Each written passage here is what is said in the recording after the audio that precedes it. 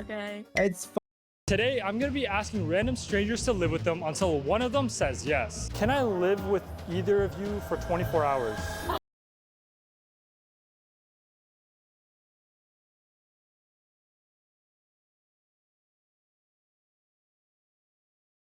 What?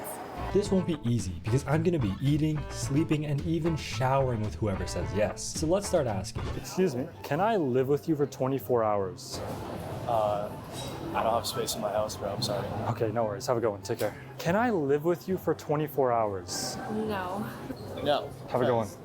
Yeah? I live with my parents, so Live with your parents? not possible. No worries. I live in Texas. Texas. It's a lot warmer in Texas, huh? Yeah, it was 28 just Oh, wow. the other day. And then I came to this. It's a mistake. What about you? I live with my dad. There's not enough room. Can I live with you for 24 hours? What would you offer me? I would offer you jokes. What kind of jokes? Oh, shoot. Okay. Why doesn't Santa have kids? Because he only comes once a year. Okay. Seriously asking? Unfortunately not. So the thing is that I can pick who I potentially sleep with. I mean, like live with. Sorry, not sleep with. So like I kind of got to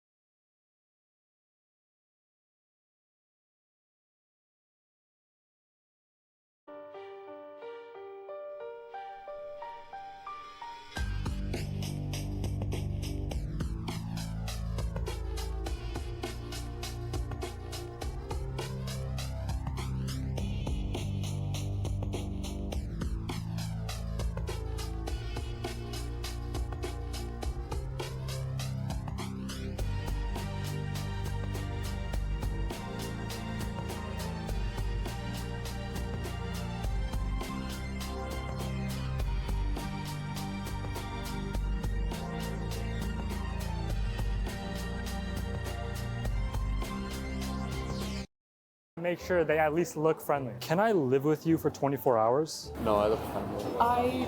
I'm gonna have to say no to that. Sorry. I'm staying at my friend's place. They're already letting 2 people stay. I can't help you, brother. Sorry. Okay. No. My mission of finding someone to say yes wasn't going too well, and then everything changed. Can I live with you for 24 hours? I'm down, yeah, why not? Are you dead? 24 hours? It's actually so perfect. On campus, there's a play going on. It's like an engineering play. And after that, me and some friends are probably going to be out and about. I'm crash at his place. He lives downtown as well. I can ask him if you want to crash with us. Probably be cool with that. No way! Okay, wait, so it's your friend's place? It's my friend's place, yeah. But Okay. his parents aren't home. His parents are home. It's just him and like me and like 2 other guys. So it'll be chill. So you ask think him. the odds are high? Like I can sleep on the floor, like wherever. Well, I just need a place. The odds are pretty high, yeah. Here, take my number. You can call me as soon as you get the guaranteed yes. Okay. How do you say your name? Call me Addy. Addy. Addy, yeah. Addy. Addy told me he was gonna call his friend to keep me updated, and then just a few minutes later, we ran into each other again. I just got off the phone with him. Like he's 100%. 100%, he's on board, yeah. And just like that, Addy was my person. He told me he'd be busy for a bit, so we decided to start our hangout as soon as he was done. You said you have an interview or something. From 5 to 5:30, so I was gonna head to campus right now just to find a room and prep. So like around 5:30, I'll be on campus, Sounds good, and then yeah. I'll call you or something. Yeah. Okay, bet. All right, bro. All right. All right, see you soon, bro. I thought this was gonna be way harder. This is low-key too quick. That's actually crazy, the fact that I got it that early. I did not expect to get a yes this quick. But hey, I'm not complaining. Now we will spend the next 24 hours with Addy. We're just going with the flow. Whatever he says we do, we do. Well, not anything, but most things. I'm really curious how this next 24 hours of my life is gonna go. Addy, what's up, bro? How was your interview? Pretty solid. Solid? Nice. Okay, perfect. So now we will be spending the next 24 hours together. I guess so. Let's do it. All right, what do you want to do? All right, so right now we're gonna head to the library. So the plan is simple. First, go to the library to meet up with the boys. 2, go eat. And 3, attend what is supposed to be one of the biggest school plays of the year. What year are you? I'm in a 3rd year. Third year. Third And year. what are you studying? Engineering. Engineering. Yes, That's sir. tough, huh? It's all right. It's fun. Yeah? It's fun. Yeah, that's fine. As we were talking about the plans for the night, we realized there was a bit of a problem. So the current plan for tonight is there's a play going on at Hart House, which is a building just like a few minutes away. It's like this engineering play that happens every year. It's a pretty big play. Right now it's like a sold out show. So I'll see if there's a way to like somehow sneak you guys in, to finesse you guys in. Immediately, I was feeling a little nervous because I'm not used to sneaking into things. I'm not even a student, and I obviously did not pay for a ticket. But that was a problem for later. I bet. I'm gonna go introduce So we're about to meet your friends, right? my boys, yeah, my friend. Okay, perfect. Mark and Dylan. Mark and Dylan, here we come. Seiko, this is Mark. Mark? Seiko, nice to meet you. This is Dylan. Dylan. Yeah, you got some aura. You got the scar. We have a 3rd guy. He's at work right now. I think he's busy. He'll be joining in like an hour or something. And our plan's to go and grab some food. How much did he explain about what's going on? Because there's a camera, it's hard to ignore it. Seems like we're gonna be hanging out for the next foreseeable future. That's all I know. Yeah. After meeting Mark and Dylan, I gave them some context about what's going on. Then we headed over to the restaurant to meet up with one last guy, who also happens to be the person letting me sleep over for the night. So this is Omar. Oh, I want to thank you for letting me sleep at your place. Got you. Appreciate it. Got you. All right, let's see where the night takes us. Let's go. All right. Okay, so this is Lao's food. A Lao bar, yeah. Lao Bar. Got these small plates. I'm assuming they're just appetizers, and then we got the main dish. So we can probably get some appetizers, like between us. You asked out 100 guys. How did that go? I haven't watched. Me neither. I haven't watched it yet. How about just guess? Everyone guess how many yeses? I mean, you're a good-looking guy, to be honest. So it's like, honestly, like 35. 35? 27. 27? What about you? 50. Say that one more time? 50. I got 50 on the dot.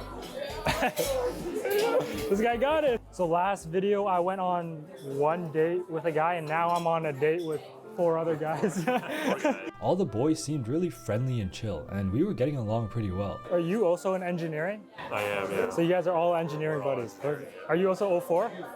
Yeah. You're 04? Yeah. Are you? I'm an 04. Yeah, we're all. Oh, we got so much in common. You just 4, yeah. Thank you. Wait, so what is happening at the show? Is it a play or what? It's like a engineering related play. Yeah, it's a sketch. It's a comedy. Oh. We finished up eating and it was time to head over to watch a play. But unlike everyone else in the group who bought tickets and were actual students, I had no business being there. So we needed to come up with a plan to sneak me in. Okay, wait, Addy, so how am I sneaking in exactly? Okay. I'm gonna have to talk to someone to sneak in, right? Definitely There's gonna no way have I to, can just. You're gonna have to sweet talk some people for sure. Yeah, say that. You know what? Say where you're with the Varsity, which is a newspaper. Okay. That might. Great thinking, Omar. Okay, so I just say I'm with the Varsity. And we're here to film content for a paper for school night. Yeah. Right, okay. We have the mics. You got a cameraman. Exactly. We should be good. Exactly. Should be good. Okay, perfect. Yeah, you're with with the Varsity. I'm with the Varsity. The Varsity, and here to film a bit of content for school night for your Okay. paper. All right, perfect. And you have permission. Yeah. There's 5 of us. Yeah, we're with the Varsity to film some content for the papers. I'm gonna send you right over to my manager at least quickly. You can let her know and she'll start. Oh, perfect. Okay, cool. Yes, so I'm part of the Varsity. I'm just here to film some clips for the newspaper. Unfortunately, we don't have any photo or video allowed tonight, and I didn't know about this ahead of time. You can Okay. take a photo of the curtain if you want. Okay. But the show's about to start. Oh, so then could we come in for like a few minutes, just have a couple photos? Well, I do. These two don't, but they have the camera and equipment. Would that be fine if we just like the only person staying for the show will be me, but these will just be here for some quick photo. Unfortunately, I can't. Sorry about that. Okay. Of course, all good. Right, I okay, would no appreciate worries. that. I'll just wait out here. And Okay, then you okay. text me? Yeah, I'll text you. All right, okay, bro. See you soon. All right, take care, boys. Enjoy the show. Thanks, bro. So unfortunately, we were not able to sneak into the show. To be honest, I was pretty bummed out I wasn't able to watch the show. But little did I know there was still a chance of getting in. You hear them? They're laughing. They said something funny. They're laughing without me. All right. I was in the middle of my power nap when all of a sudden I got a call from Addie. I think there's a seat beside our friend. Okay. They should be good. I fully expected to wait until the show was over, but halfway into the play there was a short break for people to walk around and stretch. In other words, this was my opportunity to sneak in. I could take that seat right there? Yeah, you can. Thank you. All right, perfect. I have managed to sneak in. I don't know how.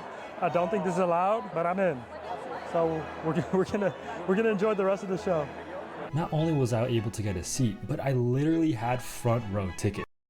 Yeah, you can. Thank you. All right, perfect. I have managed to sneak in. I don't know how. I don't think this is allowed, but I'm in. So we're gonna enjoy the rest of the show. Not only was I able to get a seat, but I literally had front row tickets. I was just happy to be there.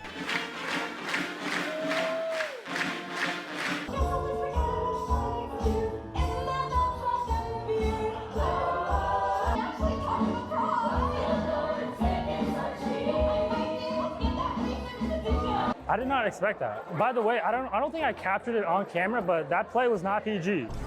No, That was not it's PG. not There were PG. certain things that were said that I don't Yeah. think I could put on camera anyway. So right now it is 10:53. So what's the play? What are we up to? Right now we're about to head to Omar's place. Camera guy over here. Omar, okay. gonna go- Behind the camera. And we're gonna go jump up for bags, pull up to a pool room probably, play some pool, Play some pool. see what the vibes are and where the night takes us. Like I really had no idea what to expect filming this video.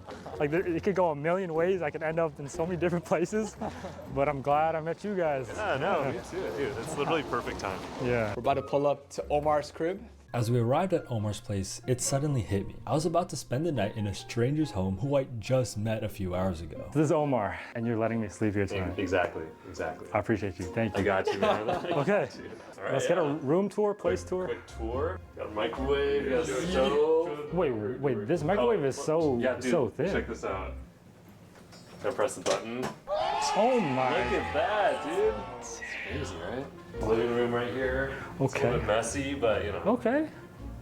Damn, you got nice lights. We got a Studio lights? It's yeah, for photography. Oh, Got couch? the pull-out couch. Oh my Pull up goodness. a mattress. This is way better than what I expected. Yeah. I thought like I was gonna be in a shed or something. No, Dude, no, this no. is so nice. Good here, you know? My room here. It's Oh, really clean up. Do we want do we want to show it or not? Come back. Yeah, over here. we'll circle back. Yeah. My sister's room over here in the corner. My mom stays here sometimes. So Okay. yeah, This place is so nice. I'm gonna sleep comfortable tonight. Yeah, this is fire. Once we got to Omar's place, we were just chilling. We were telling some stories, played a bit of piano, and then we decided to do a quick little hinge session. Wait, who's that guy? Who is this Why guy? is there a dude there? Arrest me is crazy. Omar did not care. Omar sent the shot. Omar sent the shot. Omar didn't care. Where are we heading to right now? We're gonna get some food, probably Rudy's. It's a popular burger spot. Okay. Get some late night food, you know? Yeah. I think that's the move. Okay. Let's take a look at this. Oh my. Okay. I'm normally asleep by like 11 p.m. Oh, me too. After grabbing a late night snack, we headed over to the pool/video game cafe place. Honestly, there's nothing easy for you. Okay.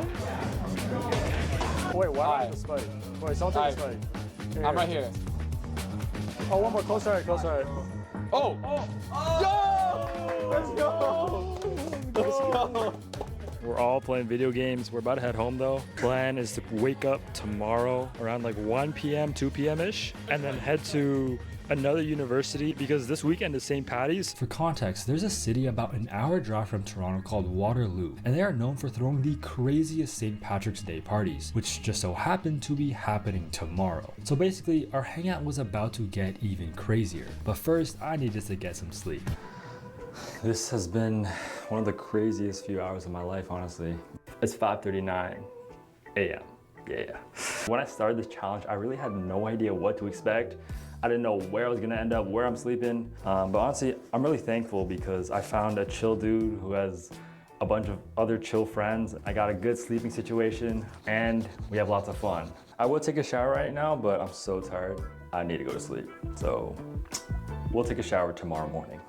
All right, this is the sleeping situation. I got me, Addy to my right. We got Mark left, to his left. We got Dylan, the man behind the camera. This is his place. I'll be sleeping in my own room. Yeah, he's got his own bed, don't worry about it. Okay, have a good, no, too early.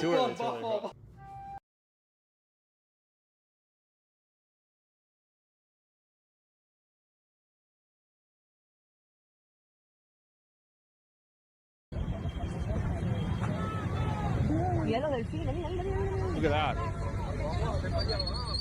Some insane damage. Yeah, this is really bad. The Jews caused the earthquake. Oh. Yeah. Right. 11,000 people missing. That's terrifying.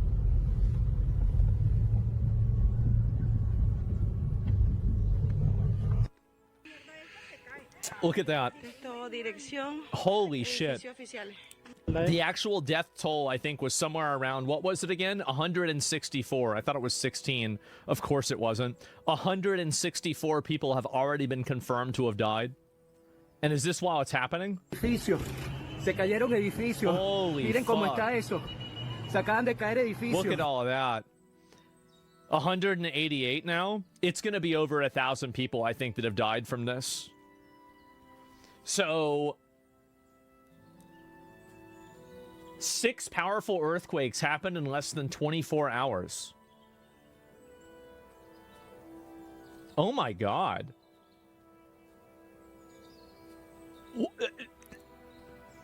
Holy, yeah, Earth is shifting. I mean, I don't know. I'm not, like, I was thinking, I was like, should I start trying to talk about tectonic plates? And I'm like, wait a minute. Just shut up. You don't know what you're talking about. Just don't even make a comment. You have no idea. Like, just shut up.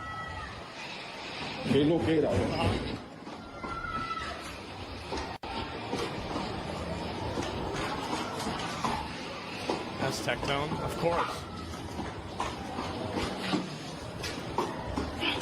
Oh my God.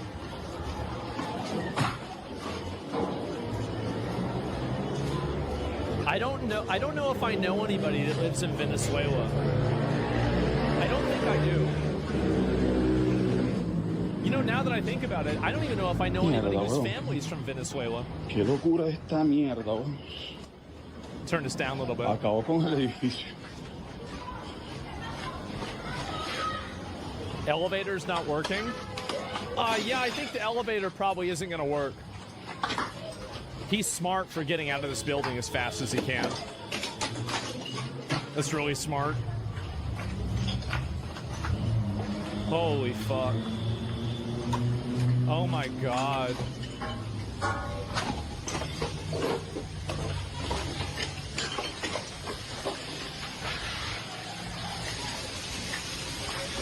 many stairs?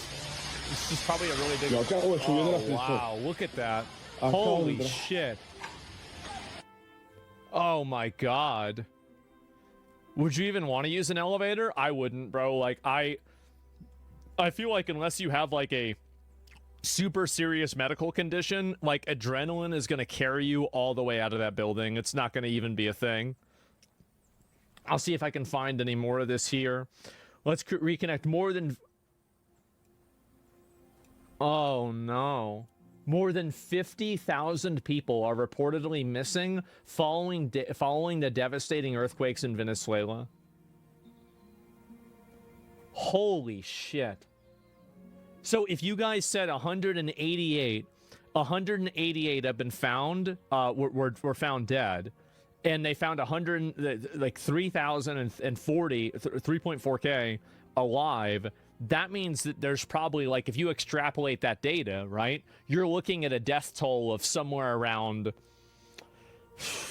like 7,000 people, like 8,000 people. That's insane.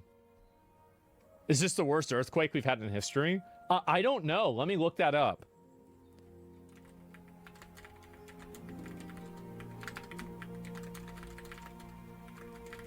Last 100 years. Well, I mean, like, because there's second order effects, right? So, like, the earthquake with the Fukushima reactor. Okay, so... Okay, 250,000 people died in one earthquake from China. Okay, so that's not... Alright, it's not going to be up there then. Okay. Let me see here. A comparison to other major deadly quakes. 228,000. Holy shit, that is insane. There's the 2008. I mean, even the Haiti earthquake in 2010. Look at that.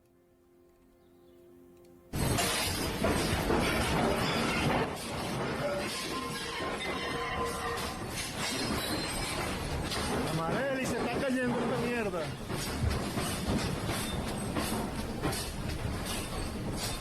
Oh my god.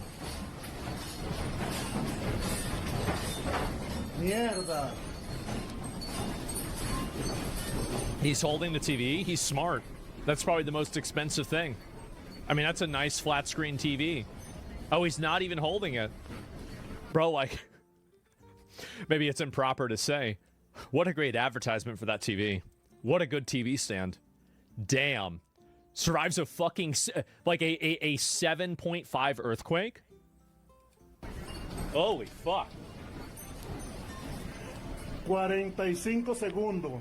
It's a Samsung? Yeah. Se rompieron las cosas, Amareli. Mierda. It was a double earthquake, by the way, both over 7. One was 7.5, the other one was 7.2. That's what it said on that other infographic that we saw. Holy fuck, man. Now imagine a 9, they're exponentially higher the more they go up. The thing was a 7.1, then less than a minute later, a 7.5 happened. Yeah, I mean, that's insane. There was a streamer showed it live. That was the one I was going to show. That's what really got me to look at all these. Let me see if it's the same clip and I can watch it. So, is this it? Yeah, let's take a look at this here. I can turn up audio more easily on this versus my Twitter. Okay, I don't think anyone's gonna say... even stupid. Está temblando. Oh, fuck, earthquake. Wait. Why do I have bola de caca? What is that? Earthquake in real life? Mierda, tembló durísimo. Really? Whoa. Earthquake, I'm not kidding. Mierda. A la mierda, me tengo que ir.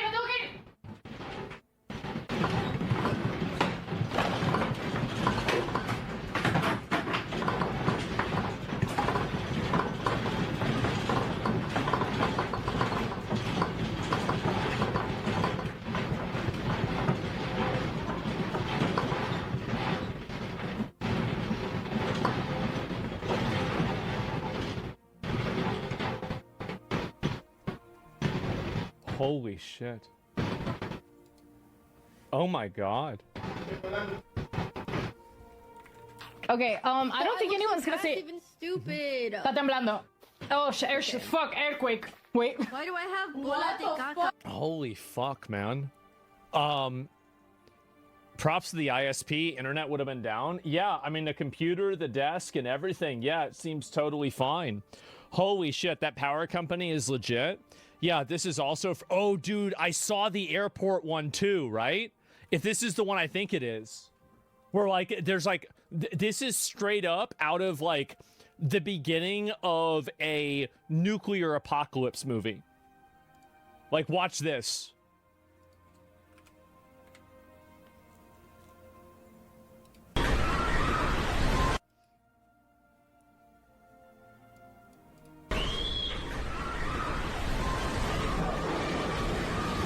Look at that. And then watch the what? Oh my god.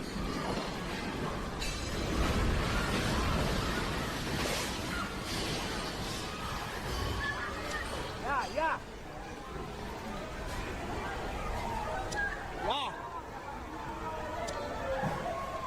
Ya, voy.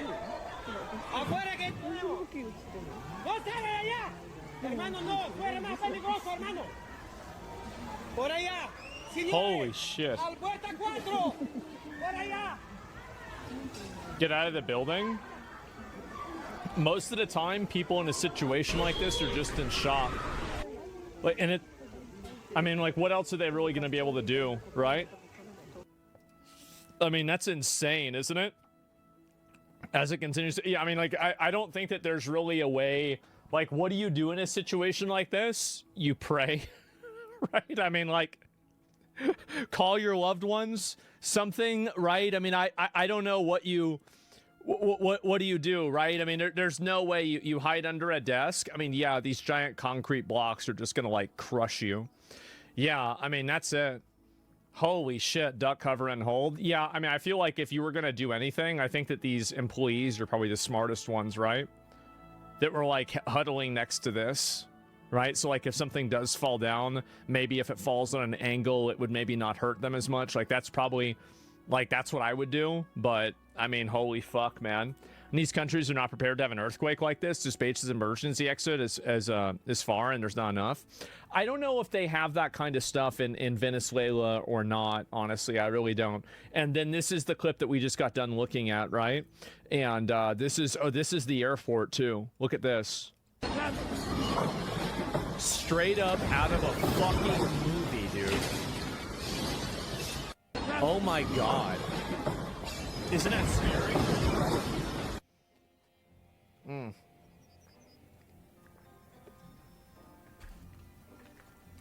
There's a video taken from the water. It's also insane. Well, if you guys can show me a couple of other ones, I'll take a look at it. So this is the damage that it did. Turn it down. Another helicopter.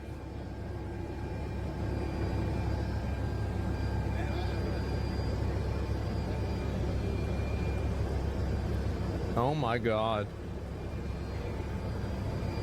Look at that. That's a massive, you're gonna see right here. That's supposed to be a building.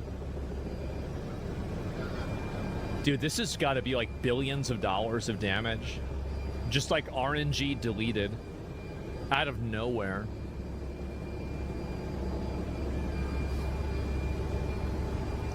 Of course, yeah. Not to mention all the dead people, right? I mean, I think there's no way there isn't at least like a few thousand people that are killed by this. Like, to be honest with you guys, before I looked at those statistics, I didn't look at this, by the way. 1, 2, 3, I think, 4, 5, potentially 6. I don't really know. And see this, it's like kind of it's grainy. Look at all these buildings that have just totally collapsed.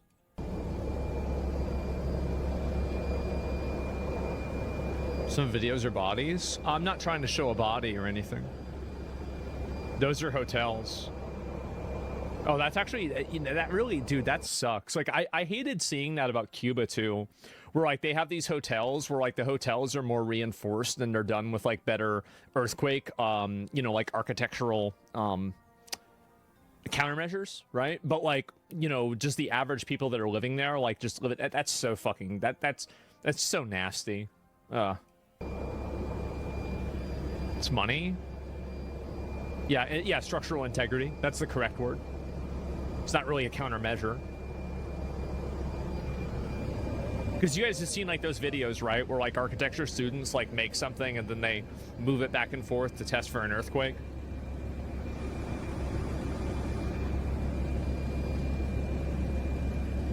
Oh my God, look at that.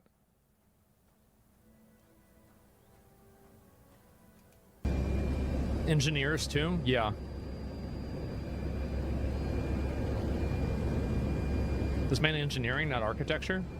Well, I don't know. I know people that are involved in architecture and they are aware of this and like this is something they had to do in college. But you know, it depends on the engineering. Like engineering's a huge field. I mean, you could talk about like bioengineering.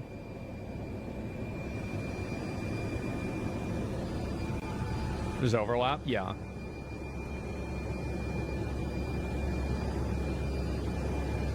Holy shit, man. Both should understand it? Yeah. Wow. Yeah, I really hope Trump is able to help them. I do. I think this is the perfect time for us to come in and try to help them out with like any sort of disaster relief or anything that we have.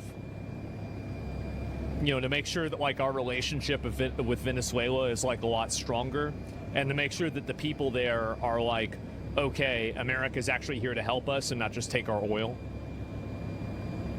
Israel is already helping them. I mean, great. W Israel. I don't know if that's true, but like if it is, like great. No, we don't need to help them. I think that you guys know what I'm talking about, like whenever you do a favor to somebody and then like 5 years later it's important. It's like, you know, there's like an NPC at the beginning of a game and like you're like, okay, I'm not going to give this NPC 3 gold, and then like the NPC later on is like, you know, found like a treasure trove and they don't give you a cut of it. Like it's a good political move, and I think it's just intelligent, and also like we want to the whole idea of being able to remove Maduro is so we can unlock international trade with Venezuela in a way that's beneficial for the United States. That benefit is reduced when the country is rubble. It's reduced.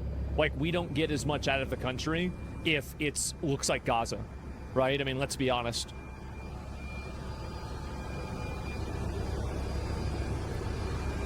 And also, I think that there's another component to it as well, is because, you know, people that live in countries like Iran or like Cuba or, you know, like it looks like those are two of the main like problematic countries right now.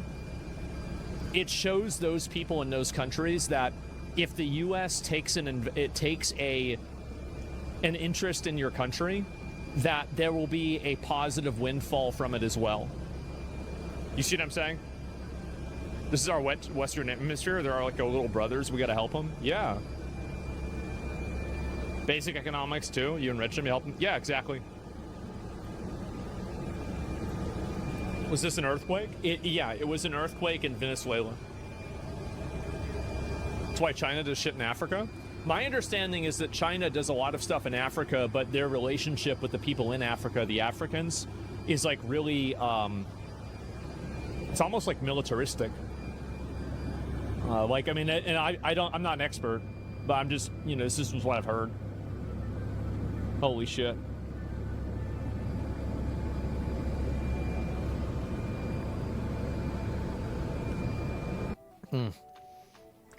Exploitative? I mean, I don't know about exploitative. I wouldn't really use that term, but I mean, maybe, right? And, oh, this is what Rubio said? We're already deploying search and rescue teams from Fairfax County, Virginia, and Los Angeles. There'll be some others we'll add. That's their most immediate need right now is search and rescue efforts. They have a much of collapsed buildings, and so they'll need a lot of help in terms of digging through that. The airport there is badly damaged, so we'll have to rely on the Department of War to deploy assets there. And then we're also helping them with some overhead imagery, especially in coastal areas where they don't have full visibility over what the damage has been and what. Well, you know, we have really good visibility over Venezuela's coasts. We know that better than anybody. We do. The impact has been. Those are the acute, like short-term needs over the next 48 to 72 hours, because in search and rescue, you're trying to get to people while you can still save their lives. They're buried under rubble. And other countries are responding as well. The Qataris have already offered assistance, as we spoke to them earlier today as well. El Salvador has stepped up, and multiple countries around the region, including Chile and others, have reached out to us to communicate and get that happening. As we move forward with that response, with the sort of the short-term phase of response recovery, the second phase, of course, will be identifying their more longer-term and acute needs. What are the things over the long term they're going to need help with? We'll have a better assessment of that after the next. El Salvador, yeah, exactly right. And I think this is what these countries can do, right? Because Qatar also, I mean, they're smart. You know, El Salvador is able to do that, definitely. Next 48 hours when we're on the ground, and as the Venezuelan authorities get more visibility as to the level of damage in terms of housing. Where do you put all these people that don't have anywhere to go live? Yeah.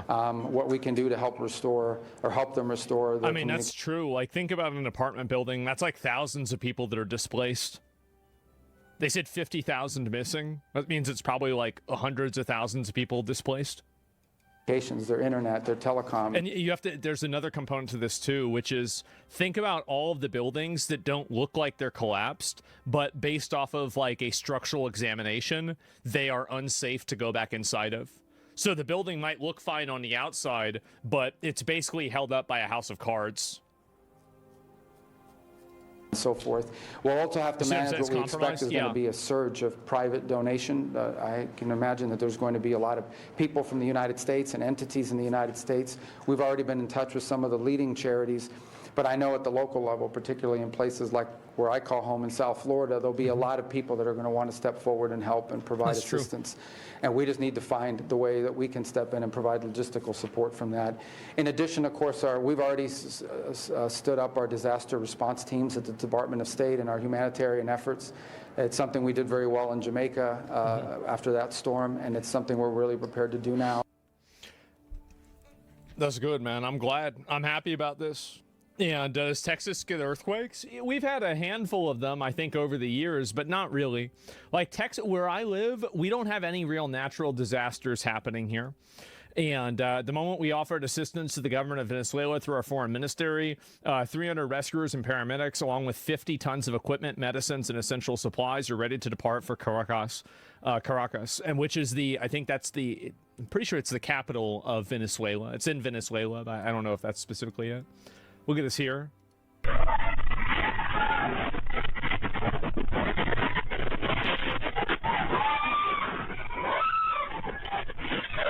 That poor dog. I don't even think I don't even want to watch this because somebody might die. I don't want to watch somebody die.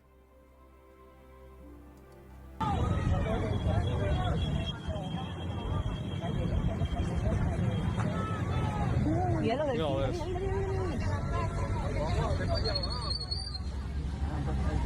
Holy fuck, yeah.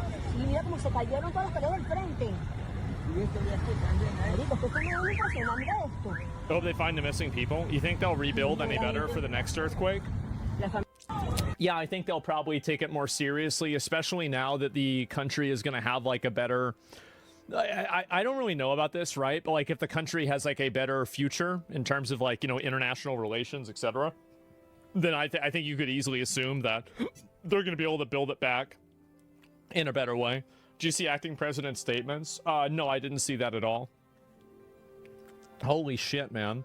And so I guess that's really kind of what happened. Oh my God.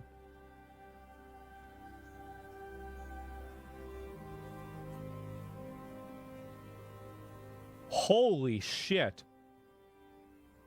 This looks like an AI video or something. Holy fuck.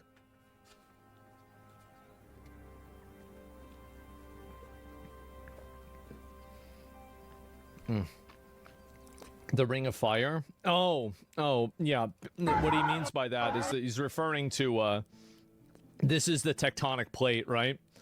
I think that's why there's a lot of earthquakes, for example, in California.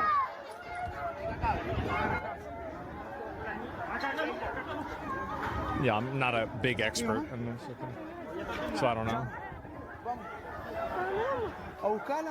You can ask AI on how long the actual shook happened. That's not for an earthquake. It looked like it happened for about a minute. Like maybe like 40 seconds.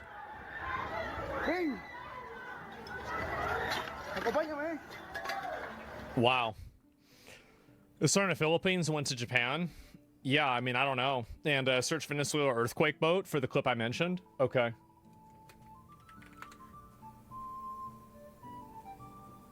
This is it. All right, this is the last one we're going to look at. I'll talk about it for a minute, then I want to look at some other stuff. Acaba de temblar ahorita, señores. Vía San Juan. Marico. Solar flares are the cause of earthquakes, apparently. I've never heard that. We should stop moving so much. Vámonos, vámonos. No, vámonos. Vámonos, marico, vámonos. La familia nosotros, weón. Mira esa vaina. Damn. I think this would be a good test or whether or not we need USAID. I think USAID is a good idea. It just shouldn't be done on a regular basis and then be done like just randomly to get like, I mean, we have there's a strategic economic and cultural and like political advantage to providing aid and helping Venezuela. There's a multi-level, like huge amount of reasons for that. Like those reasons don't exist. And you know, this is just the truth. They don't really exist for that same way for like Ethiopia, for example. And I think like, you know, inside of a world of limited resources, we should allocate them to the people that would best benefit the American people. Haiti, yeah, definitely. That's why State Department exists. Yeah, definitely. USAID in name only. Yeah, I heard it was a public holiday, so a lot of people were inside home and buildings whenever it happened. Do you think anti-Trumpers will say that Trump's being hypocritical to offer aid to foreign countries despite his natural disaster emergency to the ally? People will look, if Trump gave them gold bars, he'd say that they're too heavy, or they'd say they're too heavy. I don't think there's really a lot that you can go off of or say for that. I mean, it's just like the typical usual, you know, like retard slop or something like that. Destiny says he's jealous. Uh-oh. Let me see this. He's jealous. Let me look and find this. If he cured cancer, people would hate him. Yeah, then he's putting doctors out of a job. Trump was never anti-aid. Well, yeah, I mean, I think that U.S., like, foreign aid should be done in a way that benefits America in the long run. And I don't think it should be done around the grounds of you know, like kind of propping up, like, and also like Venezuela, here's another component. Venezuela is a rich country that was mismanaged by a cartel. Like, it's not like it's a poor shithole that they've never even invented the wheel, right? Like in fucking places in Africa. Like, let's be honest, like, this is a very rich country. It has a great history, etc. It's a lot closer to us as well. And so it makes a lot more sense for us to help Venezuela versus something else. Coney 2012 would be a good example of how to not get involved. Yeah, I think that's it.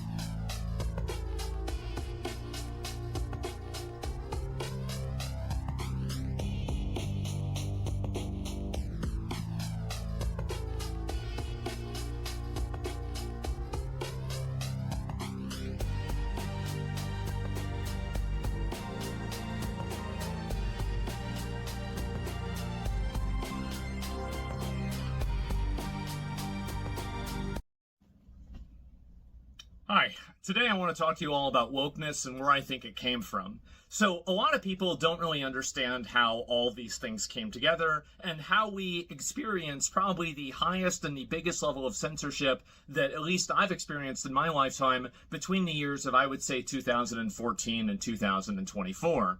Now, what I find to be the most ironic about this is that the main thesis of what I'm going to be talking about is the way that you created the unholy matrimony, the unholy trinity between ideologically captured media, bad faith capitalism, and mentally ill activism. And these things put together all created an apparatus that I want to construct and then deconstruct and talk to you all about how it actually maintained power and how it manifested and projected that power throughout the entire internet.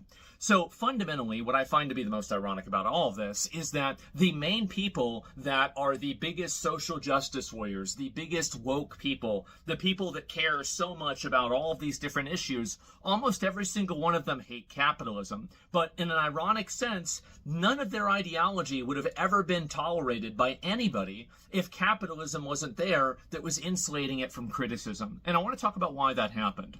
So we're going to go back, we're going to go way back to 2010 to 2014. It depends on how you want to define it, but that's where I would really start the beginning.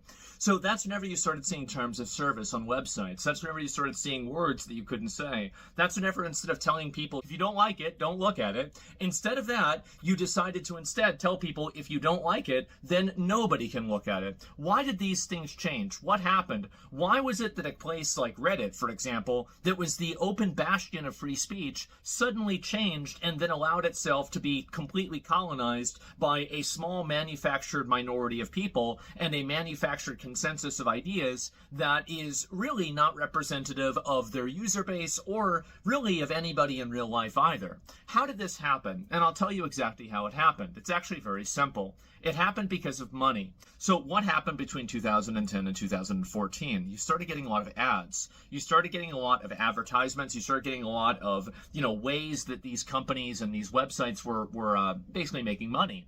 And if you look at this on the stock market for any of these different companies, this is very clearly the growth period of their business. This is whenever they started really making a lot of money, because a lot of people falsely attribute the woke era to something that was happening during COVID, which I think was the fever pitch, but it wasn't the entire disease. The disease actually started between 2010 and 2014, and it was manifested by advertising and then companies wanting to maintain that advertising money in order to maintain the to maintain the advertisements to continue making more money. So what happened is that you had these activists and people that are working inside of media companies, and then the media companies are running smear campaigns. They're talking about how, this website is allowing, racism or dangerous language or X or Y thing. And we're not even talking about the COVID era, by the way. Keep this in mind. This is back in the, Gamergate and even pre-Gamergate era. This is when these things were happening.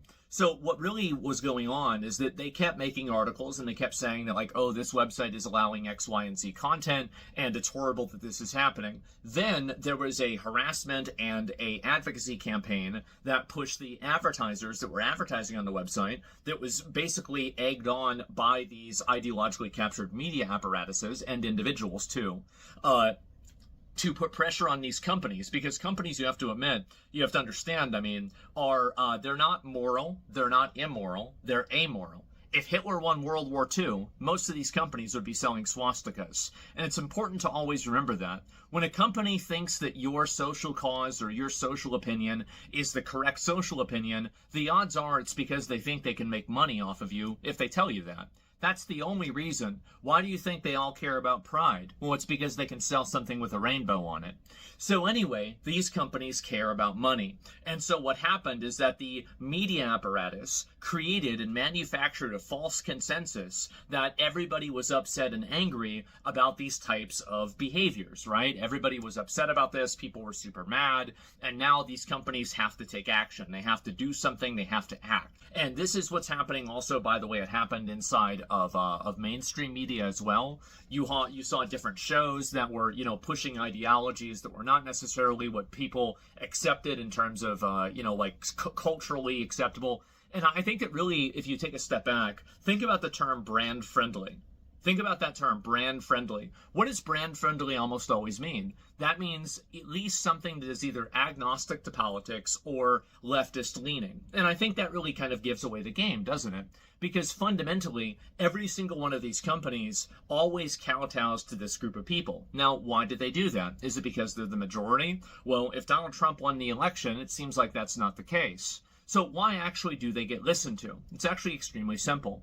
It's because these people are very good at institutional capture, and they've done an incredibly good job at it, whether it's businesses, whether it's HR departments, whether it's media companies, or whether it's other forms of NGOs, or just different media apparatuses that are third party that exist on the internet, or even individuals that are just politically minded that want to advocate for something. And I think that they're very strategic and they're very effective, and they have been. And it took a long time for people to identify this and then begin to develop countermeasures like what we have now. So anyway, all of these people have basically created this entire permission structure around language. And the permission structure around language enabled people to accept that certain things were just simply not allowed to be said. And this manufactured the ideology of being brand friendly. This could not have happened without mainstream big companies enforcing this ideology by the rule of money. If there was no money involved in any of these companies, then none of these companies would have changed. You used to be able to say the N-word on Twitch. You used to be able to say the F-word on Twitch. Do you want to know what changed? Advertisers changed.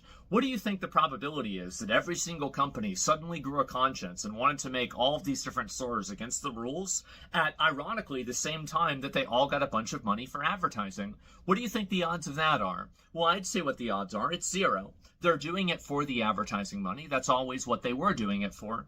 So why is it that these companies are listening to these people? Well, this is the two-part thing of identity capture and just basically capture in general. So you have the media companies that have been taken over by these people who want to weaponize the media companies' influence in order to push their ideology. This is relatively obvious. I think that we all know this is what happens. But then the second thing is that people that work inside of the actual companies themselves also have some of these ideologies, and they create an alarmism around not making these people happy. Now, I think that you've started to realize that usually whenever these people are upset, it's not a boycott, it's a goycott. Nobody cares, it doesn't matter, and everybody that's angry and upset about it, there's really no effect that really has. So if you upset these people, you know, you saw this with how many video games where it's like, okay, well, you know, like, well, we're gonna own the chuds, and then nobody owns the game. And so that's really not a good way to keep your job, is it? Sure seems that way. Look at Bungie. So anyway, what happens is that people inside of, HR departments and other types of administrative and influential positions at these companies use those positions in order to manufacture alarmism around the manufactured consensus. And I apologize, I'm using these words all the time, but I just want to make sure that I make it completely clear that none of this was organic and none of this was done because people wanted it. Nobody actually wanted any of this. This was forced on people, and it was done so by the unholy matrimony between mentally ill advertisers, there's that too, mentally ill activists and cynical advertisers that are trying to cater to the lowest common denominator of capitalism, and failing massively, by the way. You can see that with Bud Light. So anyway, all of this has happened. These companies now are then taking away partnerships, they're taking away advertising, and they're changing the ways that they want their stuff broadcast and their stuff advertised. And that causes these companies to create a culture around basically playing it safe. They don't want to take any risks. They want to make sure that nobody does anything wrong. And they also don't want to attract the negative attention to the media class and to the activist class, because if you attract negative attention from them by not doing what they want, then they manufacture conspiracies. They try to create negative sentiment about you. And then they call you, nowadays, right? How many people are being called a Nazi? It's like, oh yeah, I'm not seeing your point of view. I guess I'm a Nazi now, right? That's the way that the world works. And fundamentally, I think this was very effective. Now, anybody that plays Classic WoW knows that if you cast the crowd control on an opponent too many times, it begins to have what you would call diminishing returns. And I think at this point, it's basically just on the immunity stage. But for many, many years, this was an effective way of shutting down conversation.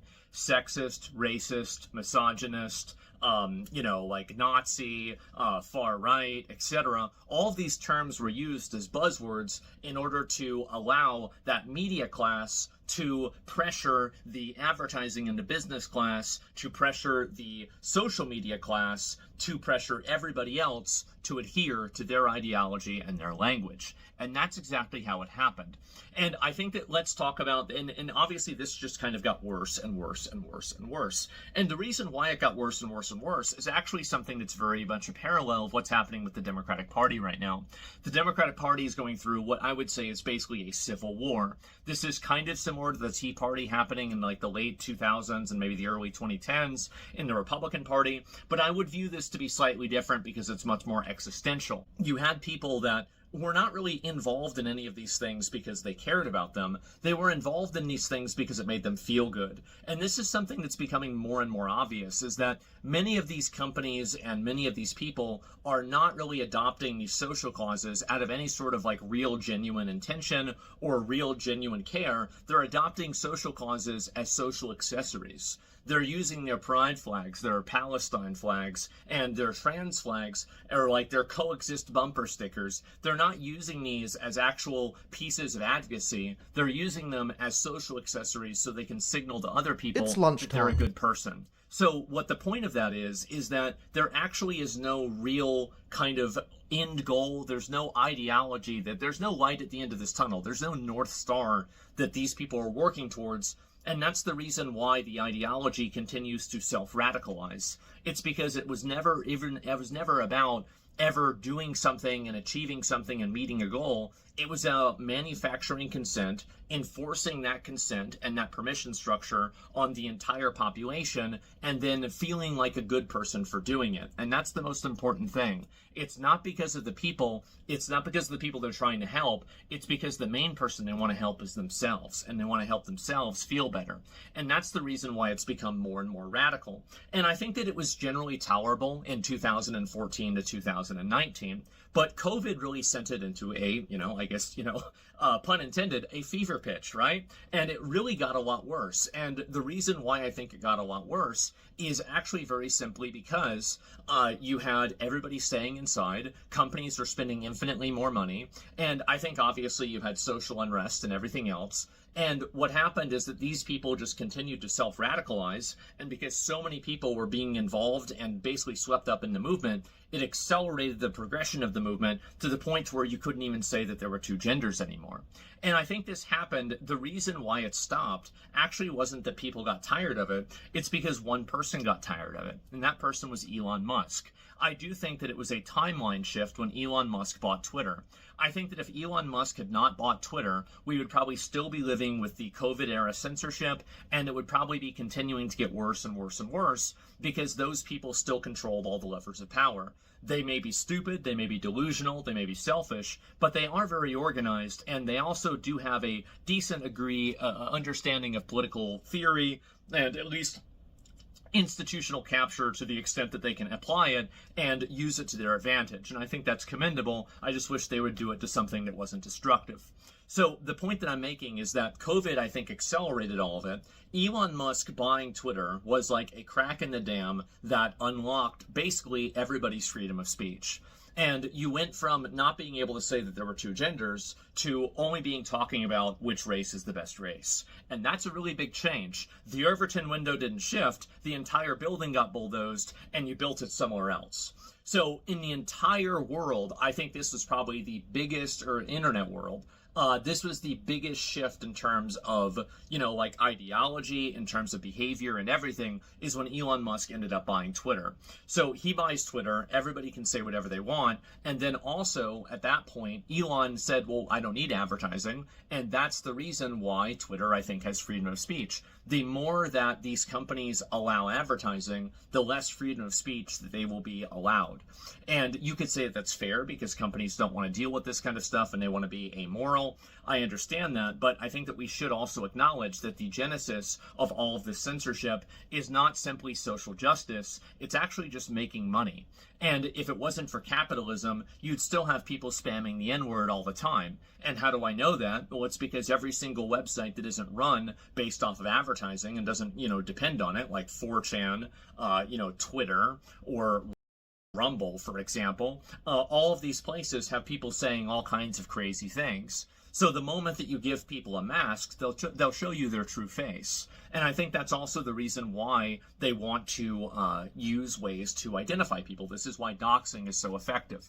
Doxing is also another effective way of doing things, and the reason why doxing is so effective is because doxing allows people to apply those consequences that they would previously apply to companies, to social media websites, which was a lot harder for them to do. Now all they have to do is achieve it with one individual person. And you see this also, the reversal of this with, for example, Charlie Kirk. You see people talking about like, oh, I'm glad Charlie Kirk died, and then they get fired from their job, and these people were saying like, well, this isn't fair, I don't agree with this. Well, that's too bad. You shouldn't have been doing it for the last 10 years. So really what I think has happened is that now you have an environment where freedom of speech is more or less completely tolerated. And on top of it being completely tolerated, you have a shifting of the window of what is acceptable thought, the Overton window, that is happening faster and faster and faster. I think there's a force multiplier with this. And fundamentally, I wanted to let everybody understand and help everybody understand how these media companies and these activists are pressuring these companies to pressure other companies, news websites, social media websites, and everything else in between into making it to where you're not able to have freedom of speech. That is the main reason why it's happening. You're not losing your freedom of speech because of activists directly. You're losing it because of advertisers directly and activists indirectly that are working through as a tertiary source actually the media apparatus that they have ideologically captured. Whether this is video games journalism, whether it's real journalism, whether it's, well, unfortunately, basically any type of media that's mainstream to begin with. And you're starting to see this receding. And I think it's almost pretty much gone. I think that you're going to need probably 5 more years of cultural institutional change. And in terms of the very ingrained things like education, corporate environment, corporate policy, and let's not even get into the legal system in which these ideologies are codified into law, it will take a while to actually undo all of this, but we're very well on the path to that. And I wanted to show people kind of this cause and effect because I think that a lot of people haven't really necessarily looked at it, and they're facing they're focusing their anger at these, like weird social justice warriors on the internet. And I think that go ahead, be my guest, right? Do whatever you want to do. But those people are not fundamentally the ones that are making this happen. The ones that are fundamentally making it happen are the companies that are putting pressure on the websites, on the businesses, everything in order to fulfill and conform to their ideology. And I do believe this is a situation that's kind of like nuclear weapons, for example. You cannot afford to not play the game. I think that if you want to control and you want to not have institutional capture, you have to engage in institutional capture. There is not a world where this weapon and this tool is not used. There's only a weapon where it's either you using it or it being used against you. And so my advocacy and my ask for everybody is that when you see people that are pushing for this kind of ideology, especially whenever they're doing it through vectors of commercial aspects, like for example advertising, you have to push back 10 times as hard, because if these commercial places realize that these things are losing money, you're going to start seeing all of these people, their entire power structure completely evaporate, because their power structure is actually maintained and enforced by capitalism. And it's not just by capitalism. I'm a big capitalism enjoyer, but I would say it is by bad faith, unintelligent, uninformed capitalism that is being done by the lowest common denominator. And those are the people that you really should be looking at as your enemy. Those are your enemies, because those are the ones that are cutting the checks, that are forcing the ideologies, and they're doing it from the top down. And yes, they're being influenced by the bottom, but it's the top that is making this decision, and it's these people that are fundamentally pulling the levers of power and changing things institutionally and making it to where you don't have a voice. And the reason why I want to make this video is that I think that a lot of times people don't really understand that. They don't see how these things have manifested, and they don't understand, they can't construct and deconstruct how all of this has come together. I've been on the internet for 25 years. I've seen all of this happen myself. I'd be curious to hear what other people's comments are in the, in the comment section. But fundamentally, I think that we really do have to be more outspoken. I think that with video games, the last thing I want to talk about is that with video games, I think that we've done an incredibly great job. You have many of these different companies that are going back to McDonald's. They're going back to being Applebee's servers. And, no shade to any of the people that do those jobs. But fundamentally, they're simply not, much of a creative job as making a video game. And I really think that what you have to have happen is you have to have even more of these points on the graph in order to have companies be able to see that there's a very clear line. And I think that's beginning to happen. If you look at, for example, a lot of the new video games, you see a lot less ideology that's being imposed into these video games. And I think that you're starting to see it with movies as well, especially whenever you have movie after movie that prioritizes identity politics, ideology, or some other form of message over actually appealing to their customers. And the best way that you can show people that that is a bad idea, there are two things. Number one, vote with your wallet, and number two, vote with your voice. Tell people the way that you feel, express yourself, and do it loudly. Because if you do it louder than other people, then people are going to listen to you instead. This isn't a world where you can just abstain. This isn't a world where you can just say, well, I'm just simply not going to do that because I don't agree with that. If you don't do it, they'll do it to you. And that's my real, I want people to understand this. And I understand it might be a cynical pill to swallow. And I get that. I understand that. But I think that it's true. And if you don't think it's true, just wait and see, pay attention, listen, and just look around. And I think that you'll begin to realize that that's really the path forward. So I wanted to explain and talk about that. I hope you guys all watched and enjoyed it. And I'm curious to hear what people's comments are in the comment section below. So thanks all for watching. I'll see you tomorrow. Peace.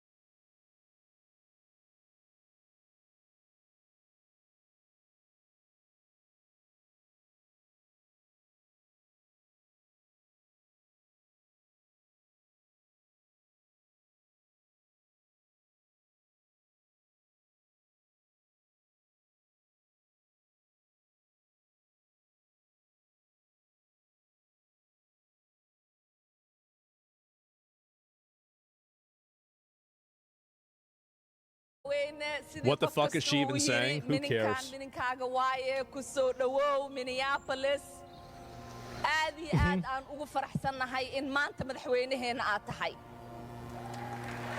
Isn't this crazy that Americans are putting up with this?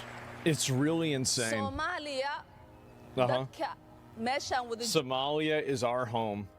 That's the problem. joogo dhan It's home to all of the people gathered here. We do not feel that it's that far from us. I think that we should make sure that you're right. Soomaaliya wadnaheenay ku nooshahay. qalbigeenay ku jirtaa maalin kasta aan ka We fikirnaa always think about Somalia. Man. That's really great assimilation, isn't it? Would she get deported already? laakiin hadda gabar Soomaaliyeed aan ahay. I'm a Somali girl, born in Somalia. Somali citizenship I do not need Somali citizenship. Well, wait a minute. You don't need Somali citizenship because Somaliland wants to extradite you and kill you for the sins of your father. That's the reason why you don't need the citizenship, is because they would kill you. Because he genocided and killed a bunch of people over there. And then you moved to America and changed your name. dhiigayga ay ku jirtaa. It's in my blood. waana dad aan ku diin ahay. The people I share my culture with. waa dad aan u danqado. They are the people I have compassion for. marka aan dhagta u dhigaayo ama aan raadinayo wixii Soomaaliya ka socdo iyo waxay ku hagaagi inside of Somalia so that I can do something and fix it. You want to fix the problems in Somalia. Somali jecel aan u qabo iyo Soomaaliya jecel aan u qabo. Man. And waxaan rajaynayaa hadda I hope that we can get far as long as I am in Congress. waxyaalo badan aan isla qabanno waan ogahay aniga mas'uul weyn inuu iga saaran yahay wadankii aan ku dhashay oo aan ka imid. If it was up, let me finish it, right? Let me finish this. bar Mareykanka laga doortay. I'm an American migrant. And Congress-ka Mareykanka ku jirto.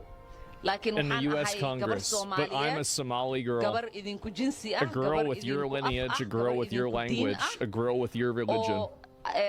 That was taken as a young child from her country by her genocidal father who was fleeing war crimes and conviction from being killed for killing a bunch of people in that country. Yes, that's correct.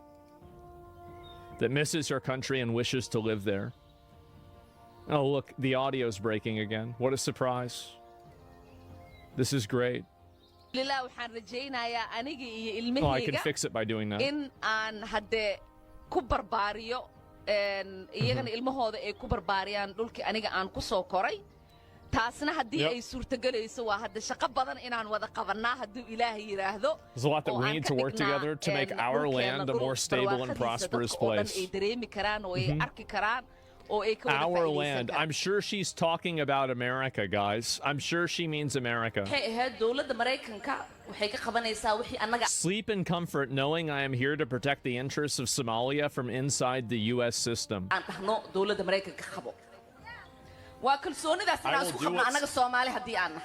They will do what we want and nothing else. We Somalians must have confidence in ourselves. We live in the U.S., pay taxes in the U.S. Well, not really, though, right?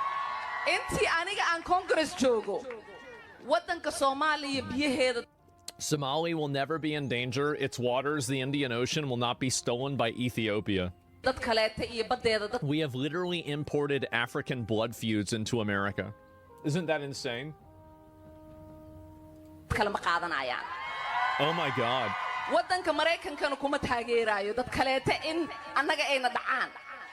Is this real? Yep. They need to play this more. They need to talk more about this. Like, this is, I mean, this person's so clearly and obviously not an American. When a Somalian person becomes an enemy, they're a serious one. There are people like that living in our country, city. Some of us try to dismiss it, saying, oh, that person talks too much, they don't know anything.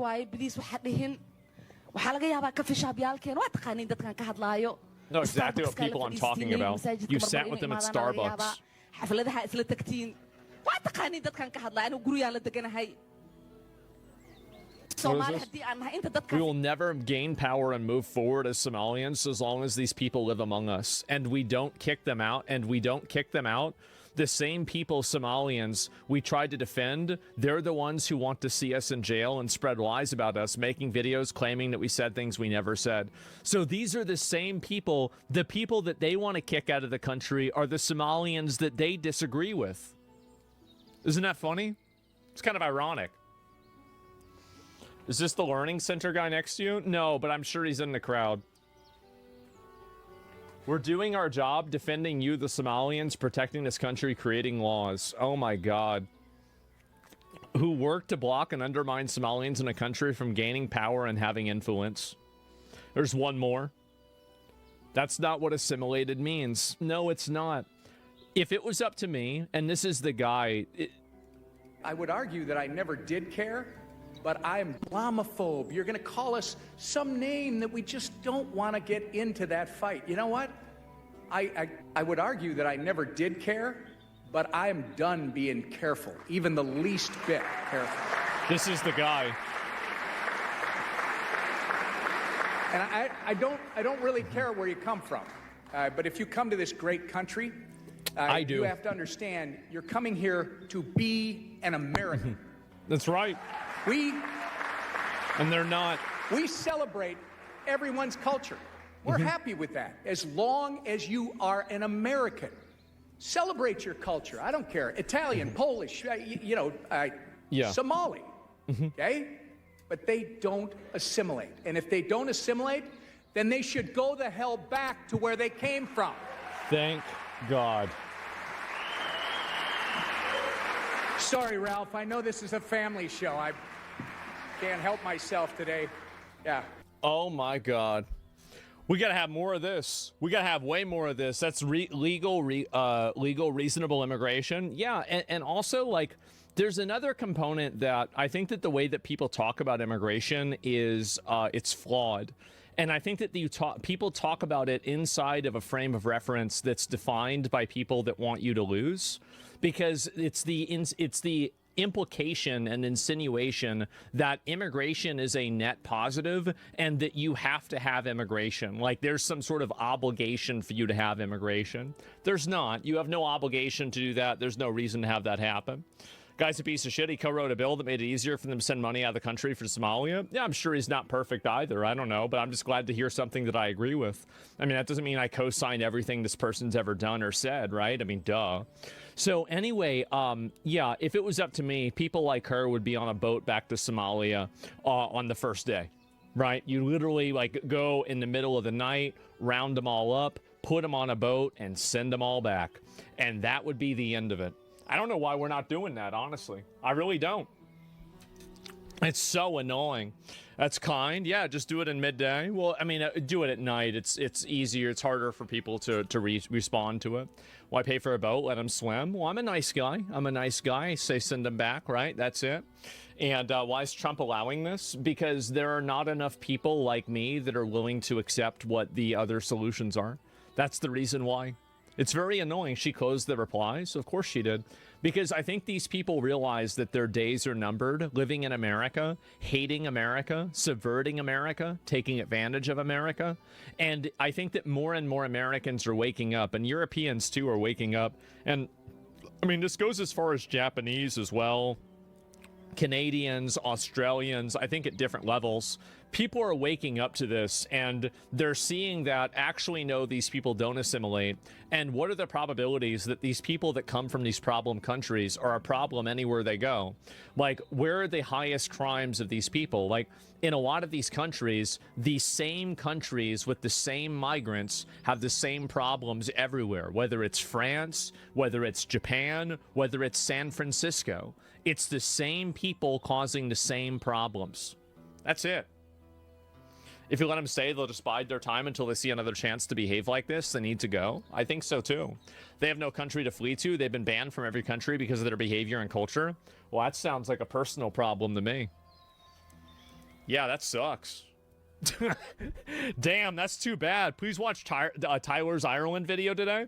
I might. I haven't seen that one yet. I haven't seen a lot of these because they're dumb. Yeah, I guess so. And yeah, Uwe Boll is teasing a new movie. I guess so. I haven't seen it. Every year they wait. They have more babies. Yeah, I mean, they have more kids, and that's more people that you're going to have to deport. And then it becomes more annoying. It's logistically more complex. And so the sooner that you do it, the better you do it, right?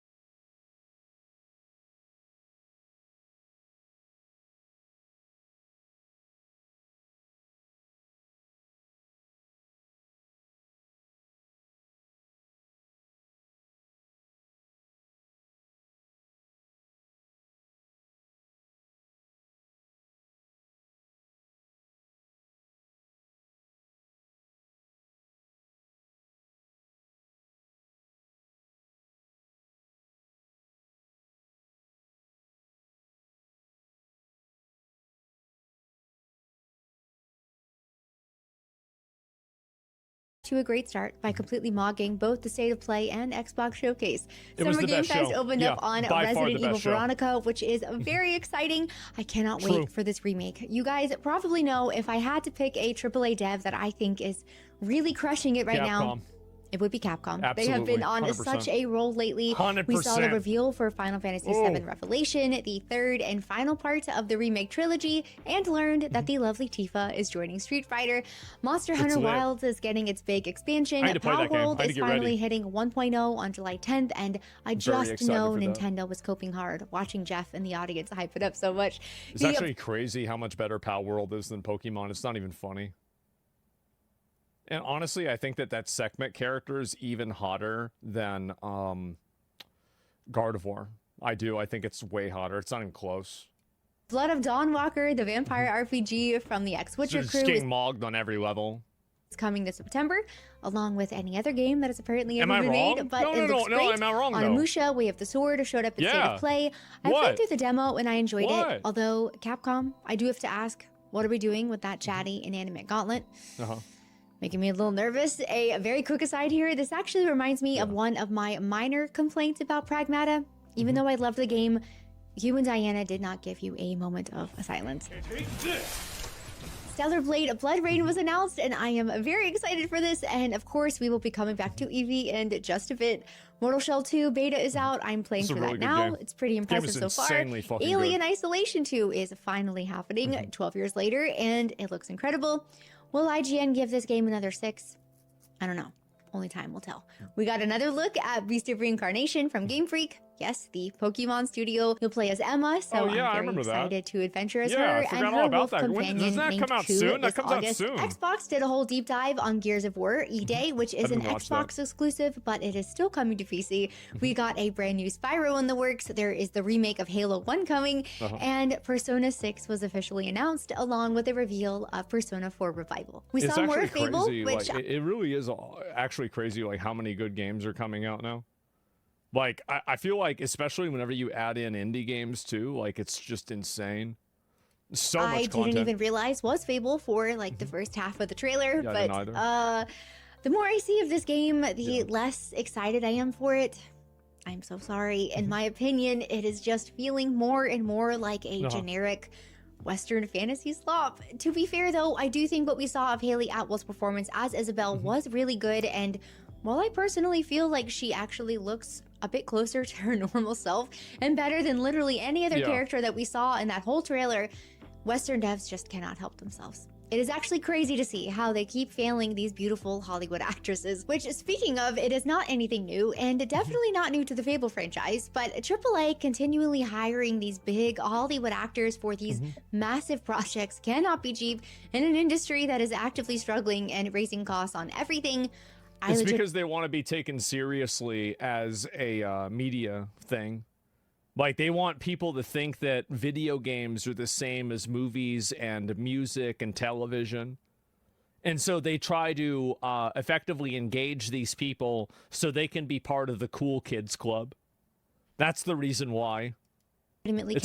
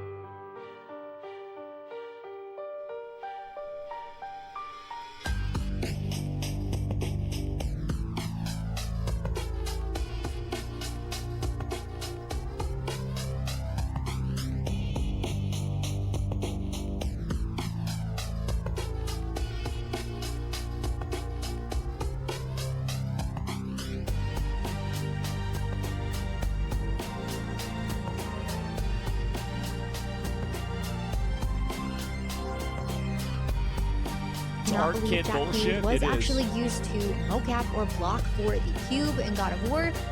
Why didn't they just have someone else stand in for that? Yeah, who knows? Why does the character exist in the first place? I don't know, but like I said at the 'Cause they start, wanna be this part of the week has industry. been a lot. But the one announcement that we just have to talk about right off the bat is, of course, State of Play's big reveal, God of War Laufey. The new mainline God of War game confirmed by Sony themselves that does not feature the God of War. And I knew as soon as this game was revealed, any feedback or criticism surrounding the creative decisions, the gonna be sidelining stupid. of Kratos in his own franchise was immediately going to be overtaken by the gamers hate women crowd. And it has been very interesting to see how it has evolved from you're sexist, you're just a gooner chud, to, you know what? If you'd rather play as Kratos in your God of War game, you're actually just gay. The discourse is basically a Hydra at this point. You're just a gooner chud, to, you know what? If you'd rather play as Kratos in your God of War game, you're actually just gay. The discourse is basically a Hydra at this point. Each time you chop off one gamers hate female character's accusation, 3 more grow back to take its place. And this gets us back around to the very start of this video, this ongoing pattern of female characters in games and how they are continuing to be misrepresented and treated in the West, most notably by AAA, and I'm tired, boss. First off, Sony was out here hyping up this State of Play. Well, it's really weird, right? It's extremely weird to see stuff like this happen. And I don't know why people don't realize that. It's like, obviously, if you have like a franchise that has multiple main characters, I think it makes sense. But like, if you have the same franchise with the same character for 15 years, I mean, like, it's just that there are too many points on the graph that make the line, right? You have a male-dominated franchise that's replaced with a female lead. The female isn't really made to be super attractive or appealing to guys in that way. Number 3, you also have a goofy, quirky side character that almost breaks the fourth wall on a regular basis. And it's involved with a Hollywood actor. I mean, that's just like more of the same. It is. It's more of the same stuff that I think people are just tired of seeing. It's annoying. Crazy. We had a very early countdown, lots of industry buzz about it. They even brought it back to select movie theaters for the very first time since 2018. Even I was getting super curious about what was about to be revealed, but after they opened with Wolverine, my brain went 2 directions. The first being, no way. Are they actually the ones to get to show off more GTA 6? And the other being, oh, we're about to get more intergalactic, aren't we? Oh boy. Imagine my surprise, though, when it ended with God of War Laundry. After the 20-minute reveal, within a few minutes, my whole feed was talking. It's actually crazy just how, like, just fucking transparently sexist all of these are. It's so fucking funny. It really is. Talking about it. Hot takes, memes, defenses, defenses of the defenses, people splitting into different camps, fans saying it is not a God of War game without Kratos. Why would we want to play as his 45-year-old dead wife? Other fans who are excited about it, and some people who just really hate the cube. However you dice it though, the backlash was real and pretty significant, and the fast reaction from Santa Monica on everything was pretty telling. Pretty quickly after it all started, they went into full PR mode. Basically, this reassurance of, don't worry, Kratos is still the God of War. We promise we have so many more stories to tell with him. Please just come along for the ride with Faye. Although, given production timelines and the fact that Sony themselves called this a mainline entry, I know we've got the remakes coming, but probably we will not see a brand new... Well, it's also that they made that other one of Kratos as a kid, and it was like a 2D game. I think that people didn't really like it that much. Like, I remember seeing it, and I saw that, like, the feedback for that game was, like, pretty negative. I don't remember seeing anybody saying anything positive about it at all. It flopped. Kratos game for, I don't know, 6 years or more. So that's pretty bad. That promise from them is doing a lot of work. But my favorite part of this whole thing was when Domino's UK tweeted out that a God of War game with no Kratos is like a pepperoni passion pizza with no pepperoni. People Some random crashed out intern over being this. more in line with the audience than actual Santa Monica themselves. And instead of just ignoring it, Santa Monica fired back with, okay, thanks for the feedback, Domino's Pizza corporate account. And yes, I guess that is the best that they could do.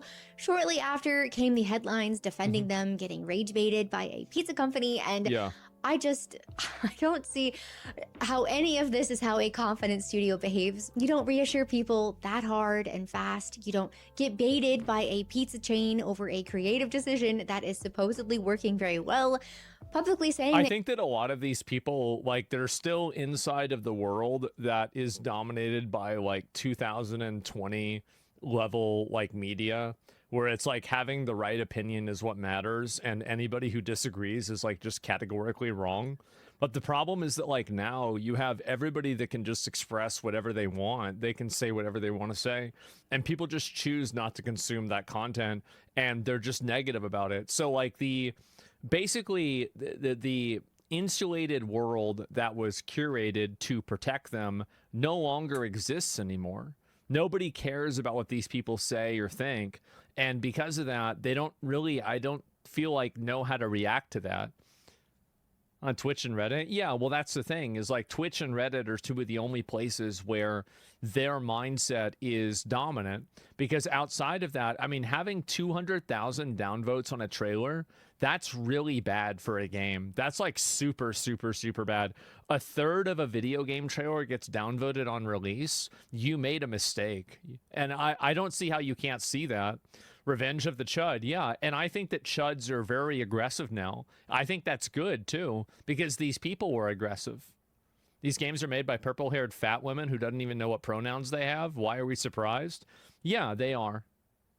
You're disappointed and hoping people will give the game a chance. Yeah. You shouldn't have to put on a brave face just because of the latest entry in your decades-long established franchise. A studio that trusts its premise and its audience just shows you the game and lets it speak for itself. And funnily enough, in the same week, we got to watch a studio do exactly that. Over at a Summer Game Fest, Shift Up announced Stellar Blade Blood Rain with a brand new lead named Evie. I think the gameplay and graphics look really incredible. I am very excited. It is looking a— Can I just be honest? It looks the exact same as Stellar Blade. It looks I can even tell, like, I beat all of Stellar Blade. It is the same game. And I'm not complaining. I'll buy it. The same as if they make a new Dark Souls every year, like Call of Duty, I'd buy it every year. So I don't care, but like, bit different from the first game. The combat has shifted from the blade over to gauntlet and melee. The music still sounds fantastic though. And it is self-published now, not by Sony. And even though I was really sad to see that Eve is no longer the main character, the studio said that Evie is connected to Eve and that the goal is not to outdo her, but to make a character that players can connect with even more. They also mentioned that while looks are important, they are not everything, and they are heavily focusing on Evie's personality and improving the writing, which I think is great. So now we have got two studios.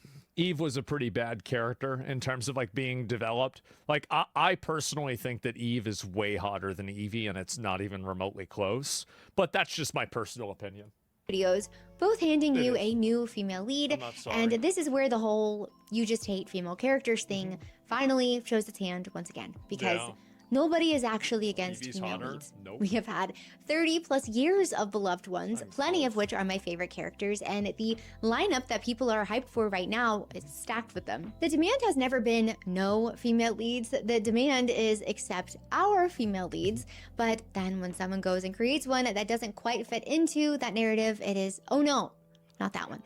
I mean, let's be honest, bro. Look at the video. Dude goes and creates one that doesn't quite fit into that narrative. This is absolutely a gooner game. Like, this is, bro, they made this game for guys. They did, and it's absolutely great. It is, oh no. Oh my God. Not that one. Faye is just the latest example of the whole Western AAA female character problem. Played by Deborah Ann Wall, an actual stunning woman. Nobody is disagreeing with that. Even the people defending her design agree. They are sharing her real life photos going, you don't like this? See? She's gorgeous. And yes. They made her nose fatter. They gave her a fatter nose. Make her uglier. Isn't that sad? She is. That is kind of the whole point. Even her current day photos, if you want to be super fair, when you put them next to the in-game model, there is a noticeable gap, and that gap is not on accident. Despite what we have been told, it is not a tech limit. It is not just the lighting. You can see it the second you put the two side by side. It's the same issue we've talked about on this channel. It's crazy how everybody in Japan and Korea are able to 1-for-1 girls, but some reason we're not able to do this in America. I don't know why. I have no idea why. It's a mystery. 100 times already. The one that only ever happens in the West. Fable, Star Wars Yeah. Outlaws, Mary Jane, and Jesus Spider-Man Christ. 2, the new Jean Grey and Wolverine. Actually, most characters in that game. A beautiful actress or just a strong original design gets run through whatever the opposite of a beauty filter is, and we get handed the result while everyone else insists it looks no different. Yeah, they get run through a menopause filter. That's what happens. Is you have them get they age the characters up to make them like 41. Or it looks fine, That's what or it it is. is just the technology. And to be clear, she's No, not it hot is. It's enough a bit- is am I not my wrong? whole argument here. I am not saying every female character needs to look like a supermodel, but when it is this clearly intentional that she has been altered, Yeah. that decision tells me you are either embarrassed or threatened, or you've got some other agenda. And Well, it's actually really simple, right? I mean, like, who wants to look at a character that's not visually appealing? Do actual players want that? I don't think that players want that. Like, Kratos probably isn't attractive to women. Like, I mean, some women I'm sure think he's like a really hot guy, he's super attractive. There's plenty of guys that look like Kratos in real life that have plenty of girlfriends, right? But I think that really it's like it's a male fantasy, right? I mean, the way Kratos looks is definitely like more of a male fantasy. And I think that that's fine, but you have to look at what is a female fantasy. Laufey is neither. It's not a male fantasy or a female fantasy. It's just nothing. And so, like, whenever a game does something that intentionally doesn't appeal to an audience, I think that you should expect that that game is going to be bad. And the reason why you should expect it to be bad is because you're starting off on the wrong foot. You're starting off from a position of, I'm not going to give the audience what I know they want, and we're going to do something that's different that nobody is interested in. And nobody asked for this type of content. Nobody asked for this type of media. So whenever you do that, you start off from a position that, like, the creator and the user have two different visions for what the game is supposed to be. you're indirectly saying that you do not think this character can be equally compelling fix and the beautiful game? at the same time. You Like, don't. You just those two release it. things cannot possibly live in the same person. This is nothing new. Caring how a character looks is not some gross gamer thing. Everybody does this. I Movie even fa- saw some weird dude complaining about the way that her feet looked in the game. They didn't even like the way her feet looked. One of those guys, right? It wasn't fans, Nick. show fans, romantasy readers will go to war over the casting of their Yeah. boyfriend. The I whole never thought reason of I that. initially No, it got into wasn't. It Baldur's Gate wasn't. 3 was because of countless girls posting videos of the pretty makeup and clothes that they were styling their tabs with. Pretending looks Yeah, to I didn't know this was so popular. I had a girl show me this, and like apparently the Baldur's Gate 3 glamour of like just making really hot characters is actually like was, I don't know if it probably still isn't as much, right? But when the game came out, it was like just super popular. Like people were talking about it like crazy. matter, or that it Girls is loved it. somehow only a thing guys care about is just dishonest, and it kills the conversation before it can even start. And with Faye, there has even been a clear change from her design in the previous games.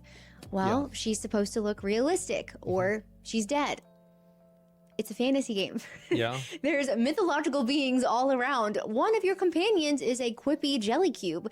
They have just put her in this safe, generic fantasy look that is completely forgettable next to Kratos. And it's not only her, it is the whole creative direction between the quippy, inanimate companions, lack of Kratos, lack of Norse-specific mythology. Just this morning, I saw a tweet from Santa Monica sharing more info about the enchanted pink set of talking ribbons named Rue that will accompany Faye on her journey, which is exactly the tweet that I would come back to for inspo if I were creating my next Barbie fantasy game. Legitimately, if I did not know— Why would anybody want to talk to a bunch of purple fucking ribbons? I told y'all it's the purple. Ironically, it's her background, that color. The moment that you see DEI purple, it's over. It's over. Like, there are exceptions, but for the most part, you're looking at a really bad time. The DEI purple. Faye was an existing character, I would not know that this was supposed to be a god Also, of— like, and here's the other fucking thing, is that, like, okay, so she's dead. All right, great. Now, why doesn't she have on a bunch of goth makeup and she looks hot as fuck? Really? Like, that's not fair. Look how many vampire chicks are hot as fuck. Like, that's like half of the content. So I don't even get it. War game, which even if you take the title off of the cover art, dumb. it still doesn't look like a God Like of War game. Sylvanas. But Yeah, exactly. Again, if that is not your cup of tea, it ridiculously is hot. still a female lead. Exactly. So you just need to accept it, or you might just hate women. Now flip over to Eevee. A studio hands you a new female lead, and despite some people missing Eve, including me, the overwhelmingly majority of Yeah. the audience who likes this game was immediately excited. And for the record, I do think Eevee is super cute. It is clear that they were going for an Alita type aesthetic, and Yeah. as a 5'2" NPC myself, I am excited that we are finally 5'2"? getting a short queen in the Jesus. lead role. But Ouch. the same crowd that was just demanding you accept Faye as your new female lead once again goes, no, not that one. It is just a Gooner game. And then the real controversy, a whole wave of people calling Eevee a literal child. Yeah. And worse. Now, I have seen attacks coming from all sides. The It's internet. crazy how personal people got about this, right? Like, I thought the first frame was kind of weird, but like, it's pretty obvious that like the other frames, I mean, she just looks like an 18-year-old girl, like 19-year-old girl. Like this one, I still think like this looks like a kid, right? It's kind of weird, but otherwise it's pretty much fine, right? I don't care. I don't think most people care. It's a single frame, bro. Yeah, of course, right? Is up in arms. Journalists have already been writing articles Sure. about it. And while I do think at this point the discourse has gotten a bit out of hand, to try and be as fair as possible, I will admit that the very first shot I saw of her face, I thought she looked a little bit younger, but Yeah. It's not crazy to say. looking younger and a child are two completely different things. A 20-year-old is going to look younger than a And 30. I will also say that I don't really think that the voice actress matched the character. I don't. Like, it didn't match to me. But like, that's something different. Like, it felt like this very like kind of like, oh, what the fuck, right? Not at Year-old all. or Yeah, it even just a didn't. 25-year-old. The creator also stated that they wanted Eevee to be shorter and a little younger than Uh-huh. Eve, which does look to be the case. And even if you want to cherry pick that one shot of her, after watching the rest of the trailer, it is completely obvious she is an adult East Asian woman. Her full character Yeah, exactly. I mean, that's fine. model has even leaked at this point, further proving that we actually even got our first Eevee cosplay, and she looks great. It is just so strange to me because petite features on an adult woman do not make her a child or childlike.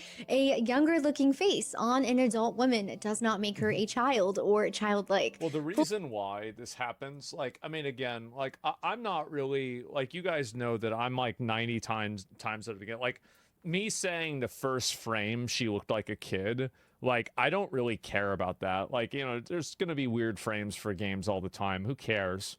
Like, overall, the character looks fucking fine. And so this is the issue, is that, and I think this is what's happening, is that there's a lot of older women in these studios that are insecure about their age.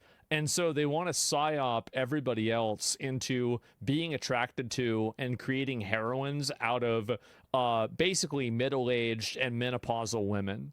And so what happens is that you have, you know, really hot icon characters, like, for example, Jean Grey.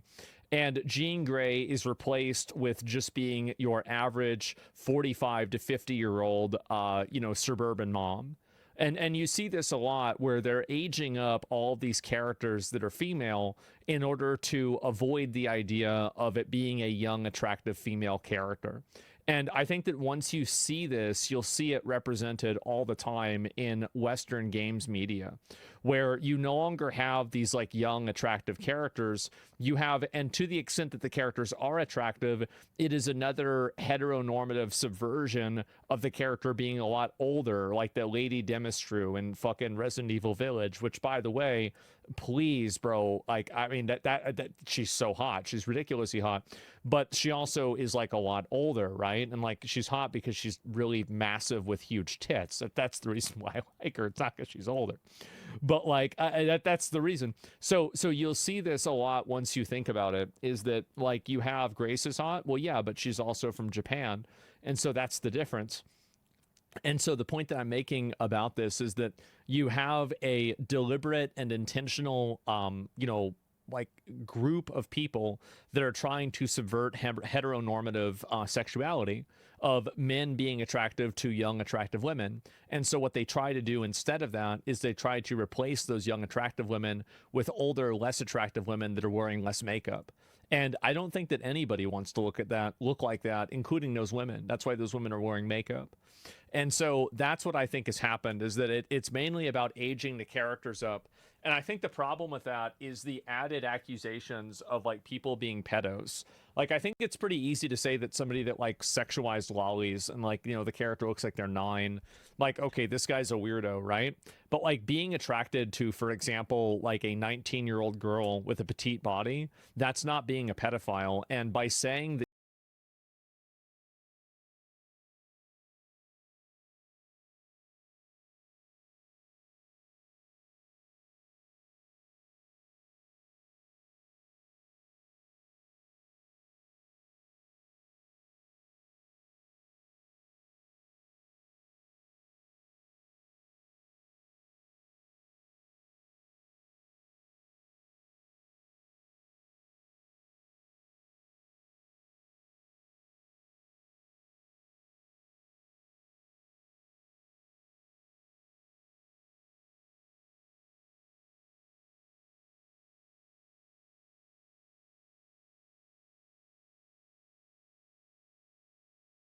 it is, or by saying that it's even on that spectrum, you're so massively nerfing and devaluing that term that you're hurting the people that are legitimate victims of this behavior.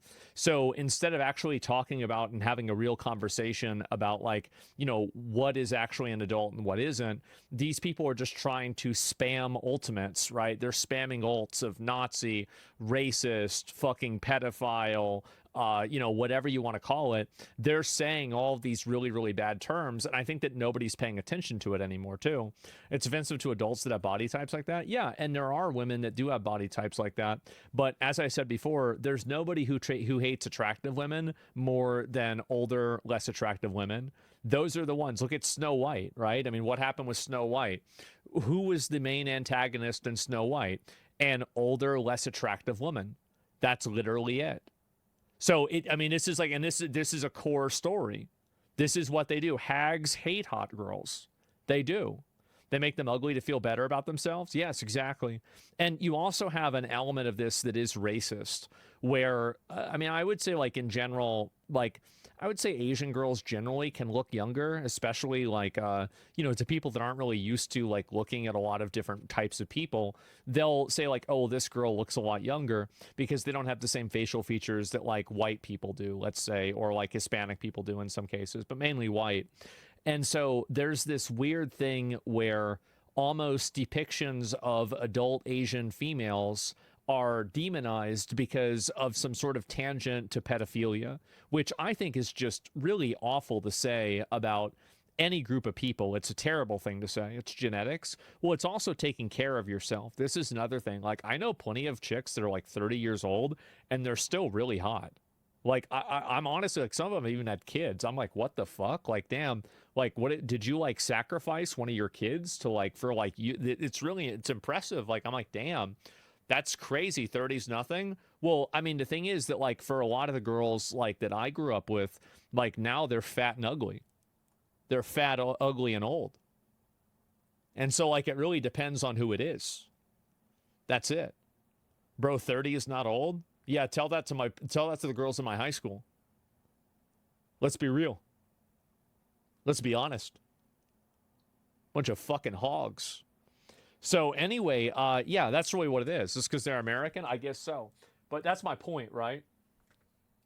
Of any K-pop group or K-drama, and you'll see this constantly. This is Lisa in her early 20s, one of the biggest pop stars on the planet. Same for so many Korean stars in their early 20s, and weirdly, we never saw this discourse over someone like Lily in the first game or Rebecca Chambers in Resident Evil, both petite young adult women. But the part that does kind of give all of this away, though, is that many of these same people tried this exact type of thing with the first Stellar Blade. They came after Eve as hard. Exactly. And the thing is that, like, if it wasn't for that first frame in the second Stellar Blade trailer, I don't think we'd even be having this conversation, and the only people that would be talking about it would be like fat retarded losers on Twitter, right? Like other than that, nobody be talking about it. I'd say like 90% of the controversy was just off of that one frame, and if it wasn't for that, you would have had nobody talking about it. And yeah, Stellar Blade and the male gaze, attractive to who? How can you say something? Oh, it's written by a woman. Okay. They possibly could. Male gaze, offensive, unrealistic. Men, I've even seen receipts now of the time when people claimed Eve herself had a childlike face. The whole thing did not land. The game was a hit. Fans loved it, of course. In the second game, fresh off of all of the Laufey discourse, with everybody already worked up about women in games, they were always going to come and swing even harder.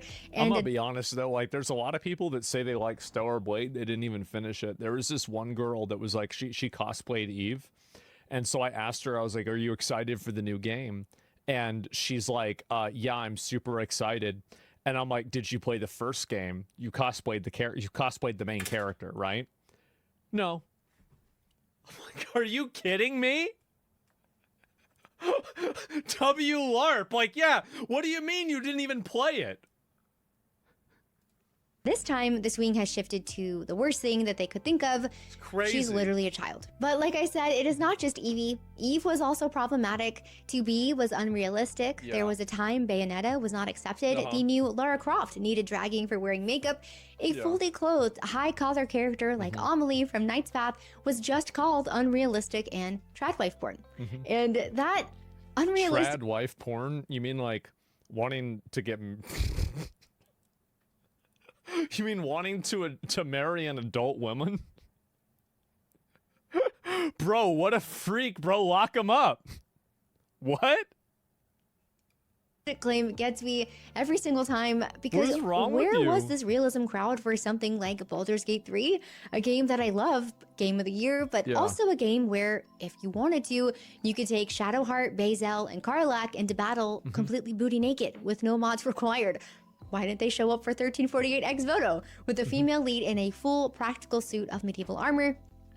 That game Because it was never awful. about realism. It is about which women in which games are allowed to be attractive. And underneath that, it has never really been about female leads at all. It has always been, no, not that one. The second a female character threatens the narrative or the developers, she is shoved out the door, insults flying, a pawn that gets moved off the board the moment that she's Adult woman inconvenient. fetish? But Yeah. finally, moving away from character design, we do have to address the other elephant with God of War, the repeat pattern of male-led franchises being handed to female leads. Now, I don't know.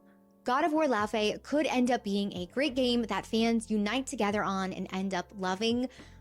I don't know the future, but even if that does happen, it is obvious that Santa Monica is making a lot of creative decisions with this game that at the very least are sparking a lot of backlash from their fan base. A lot of people don't like it. I mean, like, you definitely made a decision that most people, it seems like, are like, actually, I'd say most, like, I think this game's going to be successful, but I think it's going to be kind of like Ghosts of Yotai, where, like, the game was successful, but it would have been more successful if they didn't have the noise and the drama that made people hostile towards the game in the first place. Like, it's basically like you could have had a 9, but you had a 7. A 7's great, but a 9 would be better. The quippy blue cube, sparkly talking The 1 ribbons, billion and copies quirky minus millennial 1. dialogue Yeah. to playing as Faye herself. At the heart of it, you've still got a beloved male-led franchise that is doing great and has been around for the last 20 years. The studio then decides it wants to tell a woman's story, which is completely fine, but instead of building her a brand new world, they hand her an existing one and move the original lead into the passenger seat or the trunk. And I think that if this was just a one-off thing, not a consistent pattern, people might not be so vocal about it. I don't know. I It's don't hard think people would care if, like, the problem is that the pattern, what's happened is that you've had a lot of male-dominated franchises replaced with female characters, and the majority of the game quality has decreased. And I think that's mainly the issue. I think World of Warcraft, like, on a meta level, was a great example of that. Like, the fixation, like, the majority of the characters in the game now are just women, right? It's just random women talking about their feelings, and if it's not, it's a guy wearing makeup. Like, I think that's really, like, and, like, you look at Star Wars, for example, that's another great example. Like, I think that overall, the same thing is manifesting over and over and over. It's happening all the time. To say because the tone is pretty different too with this one, but Sony Studios just can't Yeah. stop doing this. Naughty Dog killed Joel and handed you Ellie and then made you play as Abby for half of the game. Uncharted spun off without Nathan Drake at all, just Chloe and Nadine. Ghost of Tsushima does huge numbers, and the follow-up, Yote, is not Jin's story anymore, it is Atsu's. And not Sony, but same thing with Geralt finishing his story in Witcher 3, and now Witcher 4 belongs to Ciri. Now, to be clear, I love Chloe, I love Ellie, I love Ciri. I think Ciri is the one that makes the most sense, in my opinion. And I think that, like, for fans of the series, most people are okay with Ciri. I don't know about most. It's really hard to say most, but I think many fans are okay with Ciri.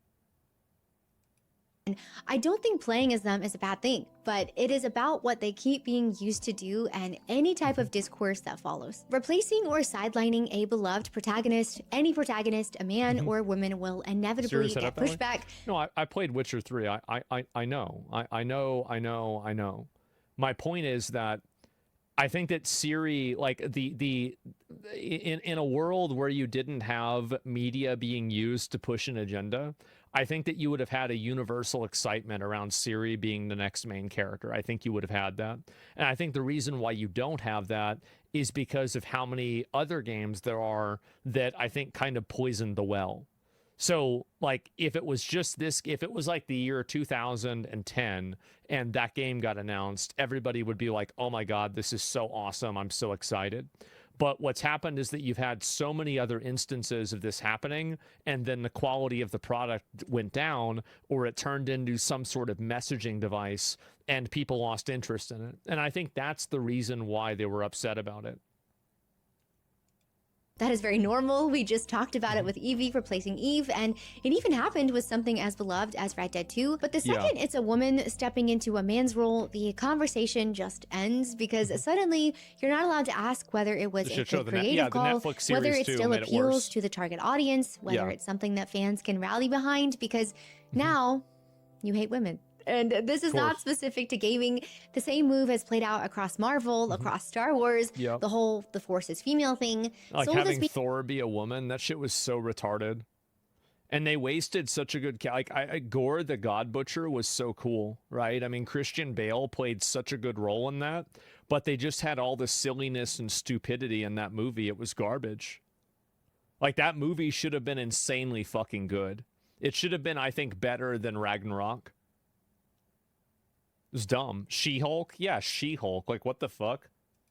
Being more inclusive, but it tends to land as taking something that people, mostly men, love, deciding it's problematic, and then fixing it for the modern Thor, Love audience. and Thunder, And I think that's what it that called tells me it is not actually about telling women's stories at Yeah. all. I think if that were the case, we would probably see a lot more brand new stories and characters standing on their own. It is more about You know what's coming... really funny is that Stellar Blade's a great example of that. Stellar Blade was a completely new IP with a female lead that all of these same people complained about because you didn't do it in the way that they wanted. That's what's sad. Down on masculinity and breaking existing toys, because it really only ever runs in one direction. When is the last time you saw anyone ever take an established and very well-known female lead and swap her out for a man? The next Horizon game Then the best you could use is Control. I think the first the first Control game was a female and this one's a male, but there was only one previous game, right? And so like there's not a pattern at that point. It's not going to be led by Aaron. Lara Croft's next adventure is not going to sideline her for Larry Winston Croft. the Butler.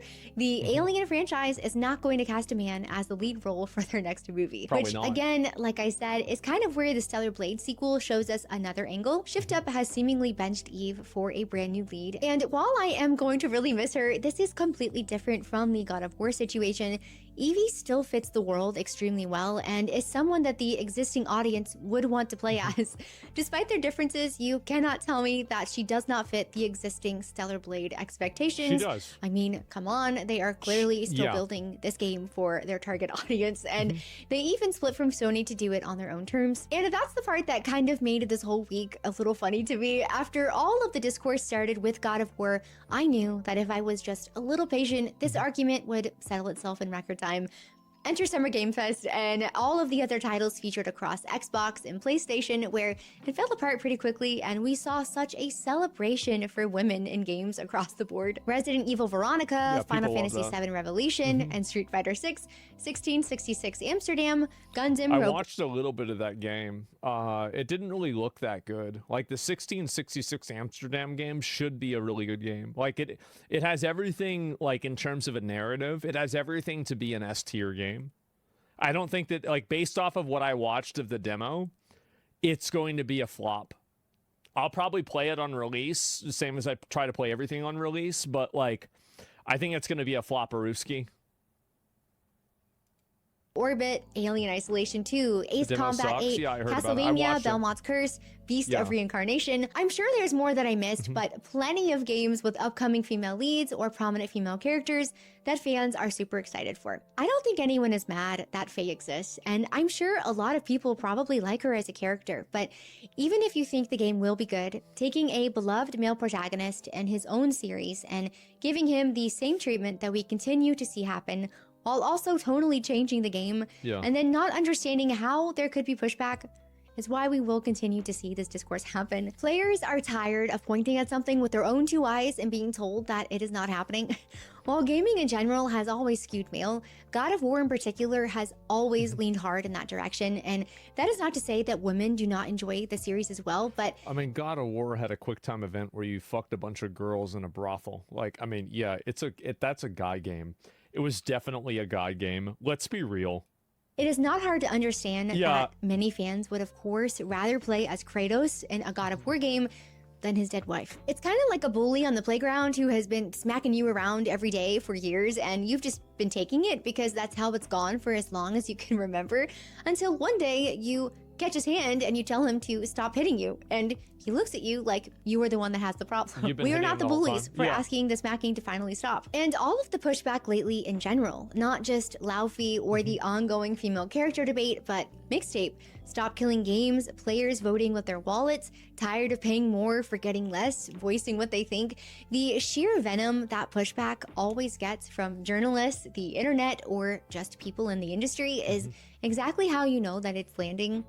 They would not get this rattled if the pushback was not doing something. That's one thing that I think is really problematic, is that you have a lot of these different movements and things like this where you have almost a concerted effort behind people that are inside of like the established like media insider circles, and also the companies that work together in unison to like manufacture a false narrative about, you know, Gooner games or about something else that's not true. I don't know why that's I don't know why that's even happening. Like it, and I think that most people like can kind of sense this. Like there's a sense of like, wow, it seems like all the people that always agree with all of the mainstream things are agreeing with this thing too. Like it's very weird. A AAA gaming studio would not be firing back at a PT company's goofy tweet. And unless these companies can fully support themselves on this modern audience that they are constantly seeking, until they remember what and who they are building for, this will just keep happening over and over again. All right, if you made it to the end of this video, thank you so much for being here. I know this one was a little bit more critical, but I don't want the takeaway to be from this week that I am bitter. There were genuinely so many exciting things announced, and it just reminded me that I love games. I want more than anything for this industry to course correct. Well, here's another one. I just thought of this right now. Is like, you know that Mina the Hollower game? Like that was a, you know, I don't know if do I still have it open? No, I don't. But let me see. Where is it? Yeah, there it is. Like this game has a female lead, and I think it was loved. Like people love this game. They thought it was great. So like it's just, it's not even, and it's not even about the character being attractive. It's a woke game. I don't know. People seem to like it, right? They got very positive reviews. improve. And there are so many devs and studios out there who are working tirelessly to make this happen. And we have gotten some really great games over the past few years, with lots more to come soon. Like I talked about a couple of videos ago, I think ultimately it all comes down to trust.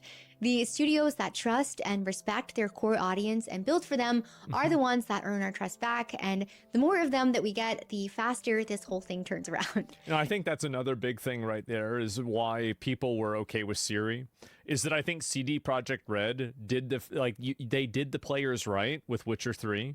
They did the players right with the Witcher 3 DLC. They did the players right with fixing Cyberpunk, and they did the players right with the Cyberpunk DLC. So like they've built up enough goodwill that, okay, I'm willing to give this a chance, even though this kind of seems like a lot of the things that happen in media and the other times. Maybe this time's going to be different because you guys are different, right? And I think that's the big thing, is that like these companies don't realize that like you have to have a certain amount of goodwill built with your brand in order to make decisions that are sometimes risky. It's the same as, for example, everybody bought Sekiro, right? They bought Sekiro even though it wasn't part of the core Souls formula. And an even better example of that is Armored Core 6. Armored Core 6 was a huge success. Why is that? Because people had the trust built up in From Software that they were going to deliver a good game. Thanks again for being here, and I'll see you in the next one. Yeah, no, Light No Fire is another new one too. It is. Like, I'm glad to see this. Like, I hope that they can come up. It's so weird for people to say that, like, oh, you hate female characters, whenever there's, like, dozens of new characters that are coming out here. CD Projekt Red's blocking critics. I did see that. I mean, they are super woke, but, like, the difference is that, like, CD Projekt Red and, like, what their opinions are on Twitter, like, I don't think most people even know about that. They don't know about that. They don't care about that. Like, yeah, they're trying to, like, virtue signal with pride, and it's annoying. Like, yeah, sure, I get it. But, like, nobody's caring and getting mad about that in the same way that they are with this other stuff. And unfortunately, yeah, I like, obviously I've watched Background in PC for a while. She has 250,000 subs. Look at that. Holy shit. And I'll link you guys the video again one more time. Make sure to give it a like, give her a sub, right? And it was really, really, really great video. I liked it a lot. And I think that the more that they keep trying to subvert expectations, like there are good subversions of expectations, like for example, Gandalf coming back in the Two Towers.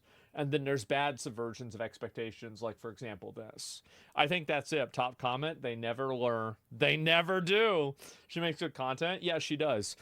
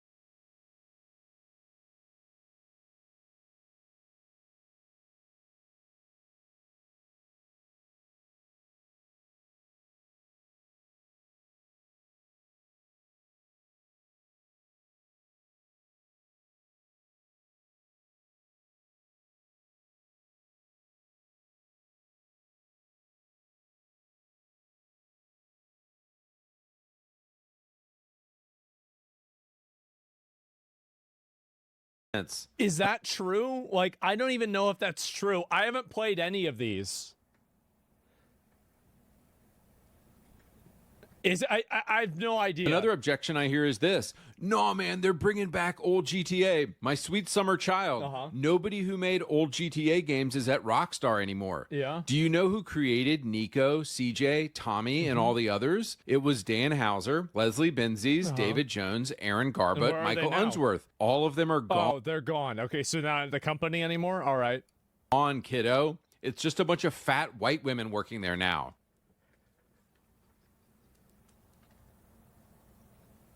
This might be the greatest video I've ever seen in my life.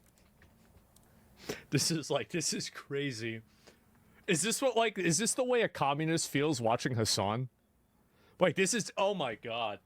This is crazy. And fat white women definitely know how to make based, edgy video games, as we've seen with Concord and Veilguard and Ghost of... You know what's really funny is that there are a bunch of fat white women that know how to make really based video games and based content. And you know what all of their hair color is? It's the same. It's gray. They're all old. They're a bunch of old ladies that are like, oh, this is going to be good. That grew up like, it's like my mom, right? 70, 60-year-old women that like grew up playing video games and they were for losers. Woke Tay. So boys, in this video, I want to do something very simple. I want to compare the GTA characters of the 2000s. And by the way, I'm only halfway memeing, okay? Like a woman was one of the writers for Expedition 33, and a woman wrote Final Fantasy 14 Shadowbringers. So like this is only usually true. It's not always true, it's just usually true.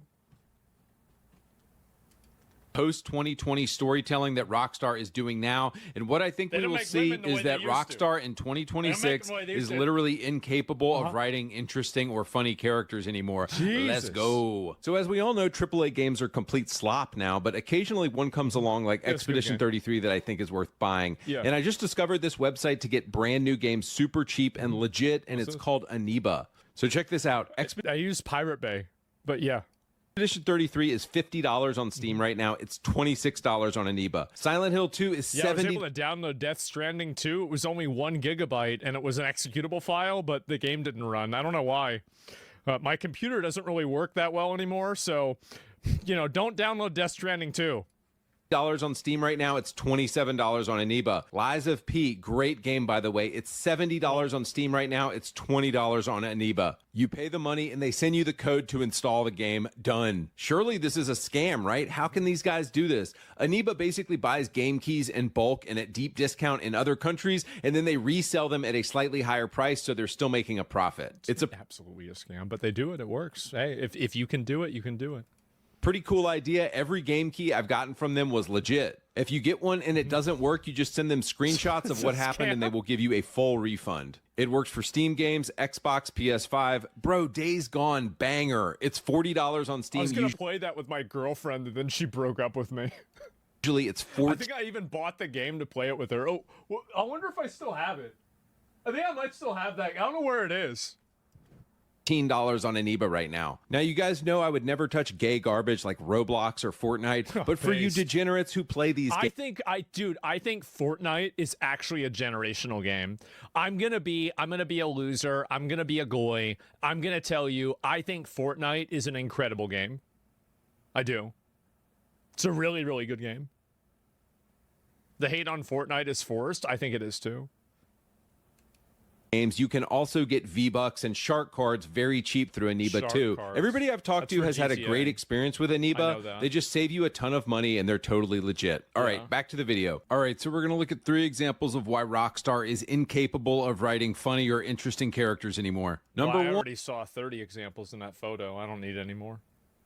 1. Lamar from GTA 5 2013 versus KDJ and Sasanta from GTA Online 2021. Right. What makes Lamar such a relatable character is that I grew up with guys like this, and he's just funny as hell, man. Everybody knows somebody like this. Oh, nigga, don't hate me because I'm beautiful, nigga. Maybe you got rid of that old yee-yee-ass haircut you got, you get some bitches on your dick. Back when GTA 5 was written, probably in 2010, Rockstar used to just observe reality and show it. You see this same thing in GTA San Andreas. Rockstar used to not have a message they were trying to get across. They just wanted to show reality. San Andreas doesn't whitewash anything. Black gangs were violent and corrupt. Cops were...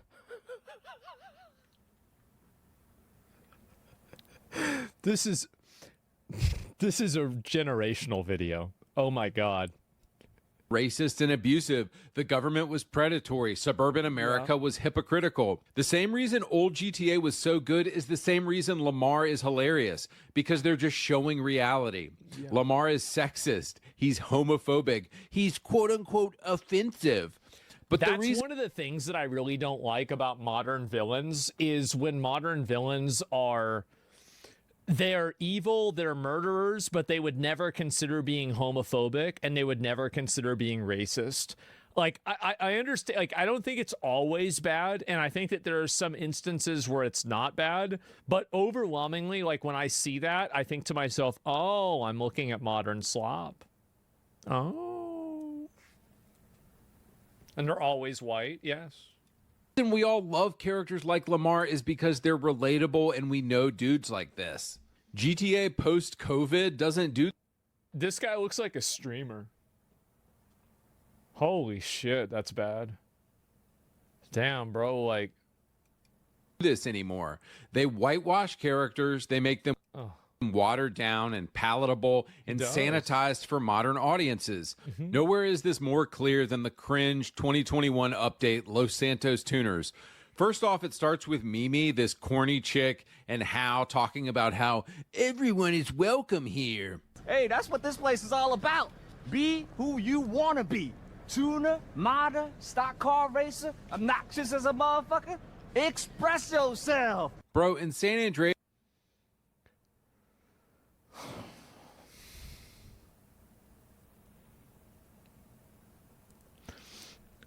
All right, that didn't... Yeah. All right. It's goy washing. I like that term. That one might go to the dictionary. Goy washing might actually make it to the dictionary. We're going to consider that. Yes, you were killed for being in the wrong gang. Now GTA is like, it's 2025, man. Let's be inclusive. But it gets worse when we meet KDJ and Sasanta. Who they? Let's get a look at you. You were with Mimi, right? At the car meet. You don't look like much of a driver to me. You heard what she said. You look like a hoe. Just kidding, baby. All right, so first off, who the fuck are you? The first thing they do is diss you? What? This is what I'm talking about when I say modern Rockstar literally doesn't know what they're doing anymore. In GTA 4, this annoying couple would be the bad guys and then you would get to kill them. But modern Rockstar is so gay and woke, they've written a villain that they don't even realize is a villain. That's how bad it is. But it gets... That is one of the problems. I think that he's right about that. That this is what I said earlier. It's like kind of in mixtape where like the main characters... So this is the problem, is that developers get really sensitive about you making fun of their characters, but it's because their main characters are obnoxious and unlikable. But the reason why they're obnoxious and unlikable is because they're self-inserts, and that's also the reason why they get defensive about them. I think that's what happens. It's kind of like, you know, how many of these like modern video games are that the adults were actually wrong and the kids' emotional reaction was actually the correct opinion to have? Too many. Worse, because they're not even funny at all and they have this annoying subplot to call you constantly and the dude is just gooning for his ugly girlfriend and talking about it the whole time. Showtime, babe. Oh, your timing couldn't be better. Just got my ass in the hot tub. Without me? You don't need no invite, baby. You got an all-year pass. Dude, the fact that you don't get to kill these characters tells me Rockstar literally has lost the plot and doesn't even know how to write a character anymore, so I know that GTA 6 will be garbage. Moving on, number 2, Trevor from 2013 versus Dax and the Fooligans in 2022 GTA Online. Okay. Please, son. Your daddy's been a bad boy. Please, son. You want to sniff? The fuck is wrong with you?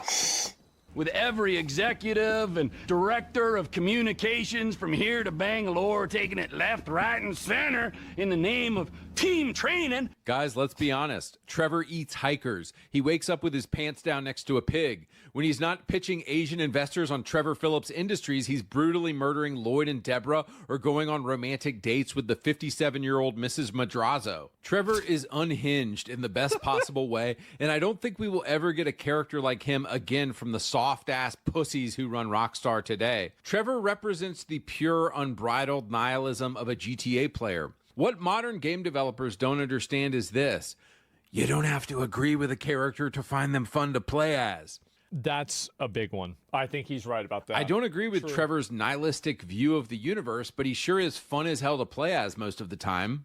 He's a ball of chaos and energy that gets thrown into situations and you get to watch everything collapse. It's great. Now contrast Trevor with Dax, the fake, edgy, boring, safe, sanitized, Pineapple Express ass, Seth Rogen ass of Los Santos drug wars. Oh, geez. Let's get some of those beers out. Let's get some of those beers out.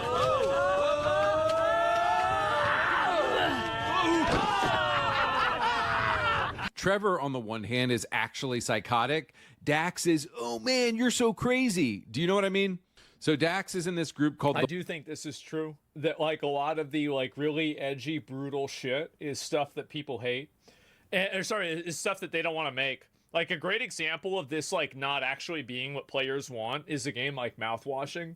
And like that game was like really, really, really edgy, right? But people loved it because people want to have video, like life is edgy. Like people have scary and, you know, like fucking politically incorrect, you know, experiences. And if you're not able to write something that can, you know, that can resonate with that, it's just not going to work. Fooligans, and despite all of them cracking each other up apparently 24/7, I didn't laugh a single time during this entire story. Freshiest Metasaurus! Freshiest Metasaurus! He has some fat-ass lesbian who hangs out with him and a guy named Lab Rat who cooks meth for him. Yeah, I can barely watch any of this because it's so cringe and boring, but just to let you know, this was written by the writing team at Rockstar. This is the team making GTA 6, and this is why GTA 6 will be boring as hell. Dax is basically all of the Seth Rogen-ass millennial stereotypes rolled into one. Corporations are bad, man. Drugs are cool, man. He just yammers on constantly on the phone and never shuts up or stops cackling with his stupid friends. There's no menace or mystery or anything interesting about Dax. He exists just to be your pal, man. But again, this is rock. I mean, this does sound really cringe. I'm going to be honest. It does. It's a juggalo. No, even juggalos are cooler than this. Like, I wonder if it's this bad. Like, man, this is for story mode. They take story mode a lot more seriously. Well, I don't know. Rockstar writing in 2025. Moving on to my final point, I want to talk about villains. I couldn't decide who I wanted to pick, so let's just say we have old GTA villains like Big Smoke, Officer Tenpenny, and Sonny Forelli on one side, and then we have corny-ass villains like El Rubio on the other side. Isn't it so funny that the graphics were shit in GTA San Andreas, and yet some of the most memorable characters ever were created that can't even be rivaled today?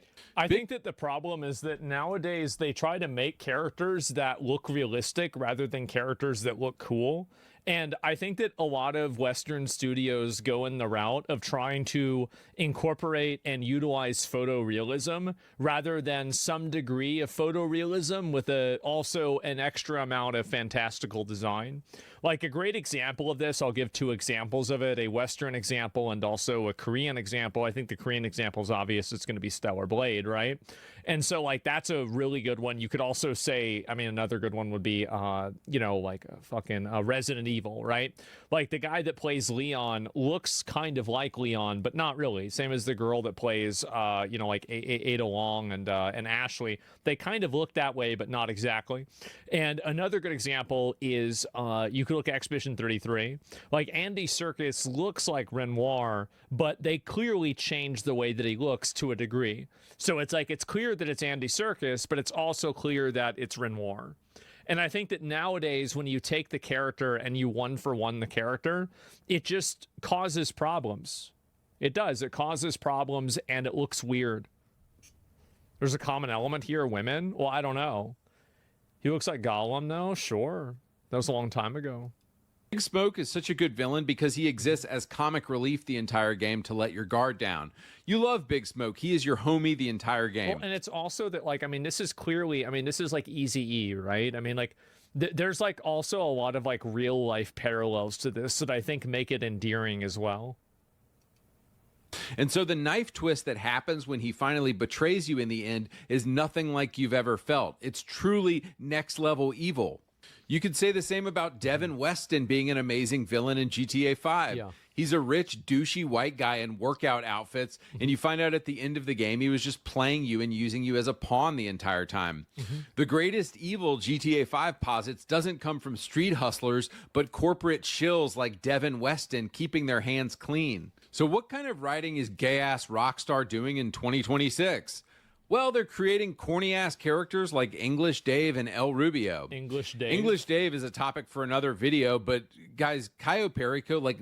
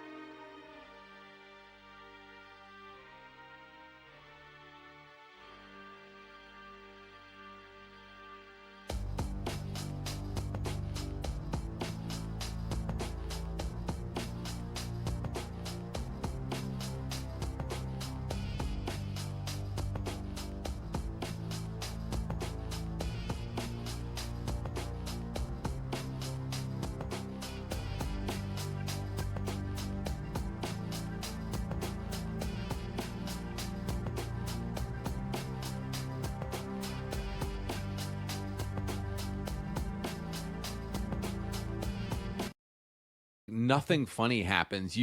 What do you meet these women, and then there's Mrs. Madrazo in there, and you go on a plane. It's like, it's just some of the most boring cutscenes with completely uninteresting characters. I truly think if you compare like the storytelling in Cayo Perico to I think it's also like it's like this with movies too. Like if you go back and you watch Friday, holy shit, was that a good movie?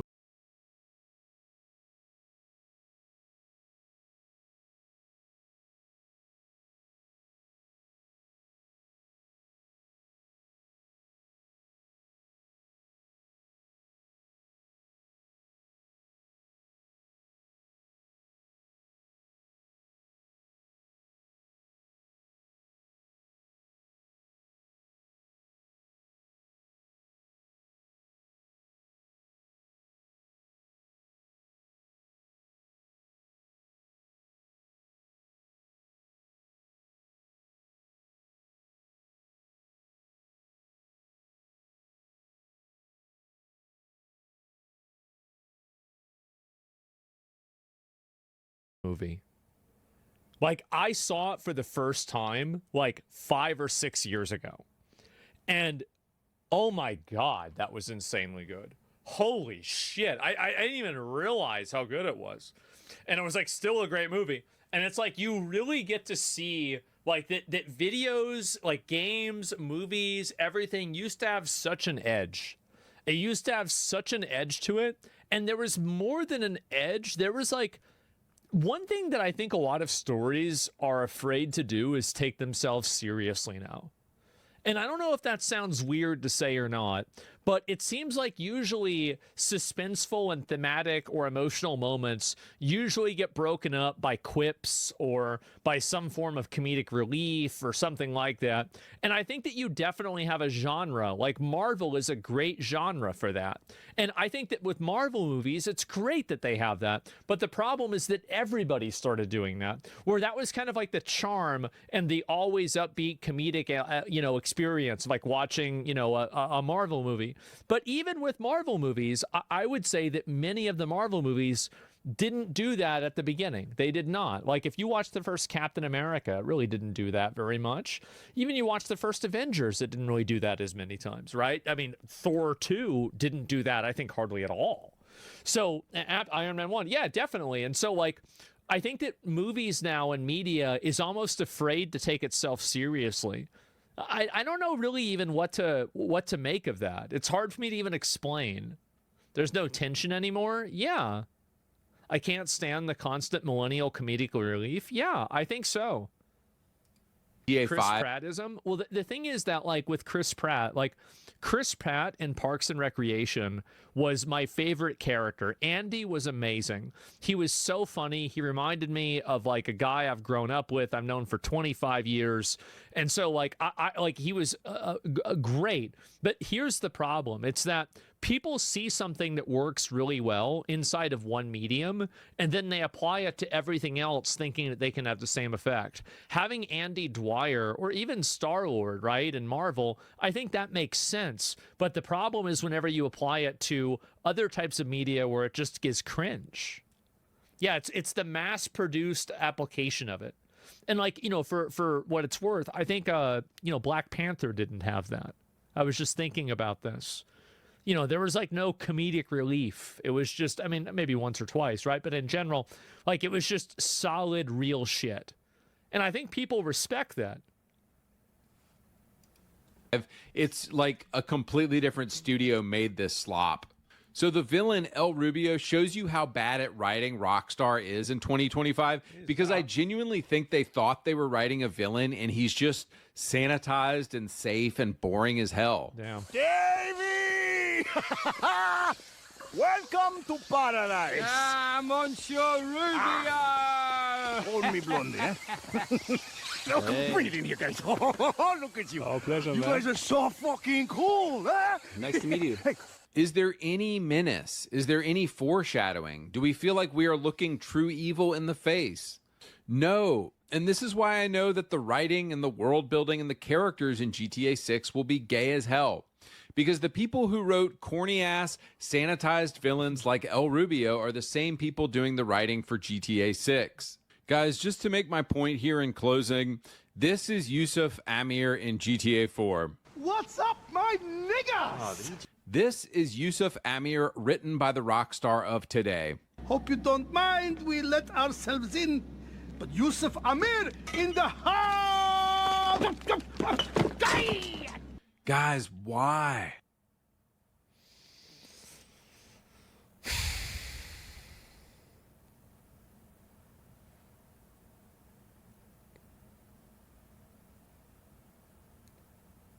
That was funny, though.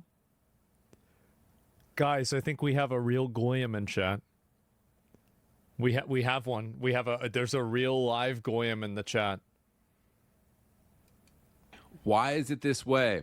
Why is Rockstar just sanitized, boring slop now compared to I'm not gonna condemn it. I'm watching this video. I've never played Grand Theft Auto. I don't know whether this is true, but I don't know whether he's cherry picking or it's like, I mean, maybe you could find cringe scenes with other characters. I don't know. older games.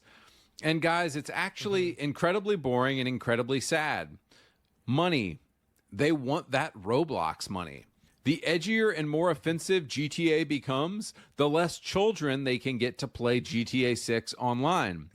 So Rockstar has put the pedal to the metal towards becoming the most sanitized, safe, toothless, and boring game imaginable, literally so that parents don't have to feel bad to give their kids credit cards to buy GTA Online. I feel like that's what made GTA back in the day so like enticing, is like as a teenager, like a 12-year-old, it's like, oh my god, this game is like, this is the game that's on like Fox News specials. There's like a NBC special primetime episode about like whether GTA caused Columbine. Like, you know, it's like, and like now you're like, oh my god, I want to play this game, right? Like, what is this? Like, because there's the you know, like the novelty of it, and like just people thinking that this is some kind of like fancy, or not fancy, it's like forbidden.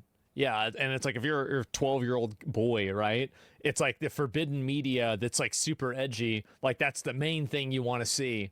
So I don't know if that's really even going to work out for him. But I guess he's right. My mom didn't buy it for me. Cards. Think about it. GTA Online makes 10 times more money than the old GTA games ever did. But boys, just in closing, as I've said in multiple other videos, GTA isn't GTA anymore. It's safe. It's retarded, just sanitized fucking gay slop. All right, boys, I'm going to get out of here. Be sure to check out Aniba for huge discounts on new AAA games. All right, peace. This guy, Andy Pants, every time I see one of his videos, he just lays it out. He does. He just lays it out. He doesn't give a fuck. He doesn't try to mince words. He just says exactly what he's thinking, and I think it's fucking hilarious. It is. He's so funny. And anyway, yeah, there's the video. Make sure to give him a sub, give it a like if you like the video, right? I thought he's cherry picking. I don't know. I don't want to say it's going to be bad, but I do think that, you know, again, like I'm very reluctant, but from everything that I know about Rockstar, they've always made really good games. So I don't want to go and you know, like criticize it too much. So yeah, I don't know. I'm not sure. I haven't played it, and so it just seems I see what his point is, and I kind of agree, but I don't know really if that's a good example one way or another.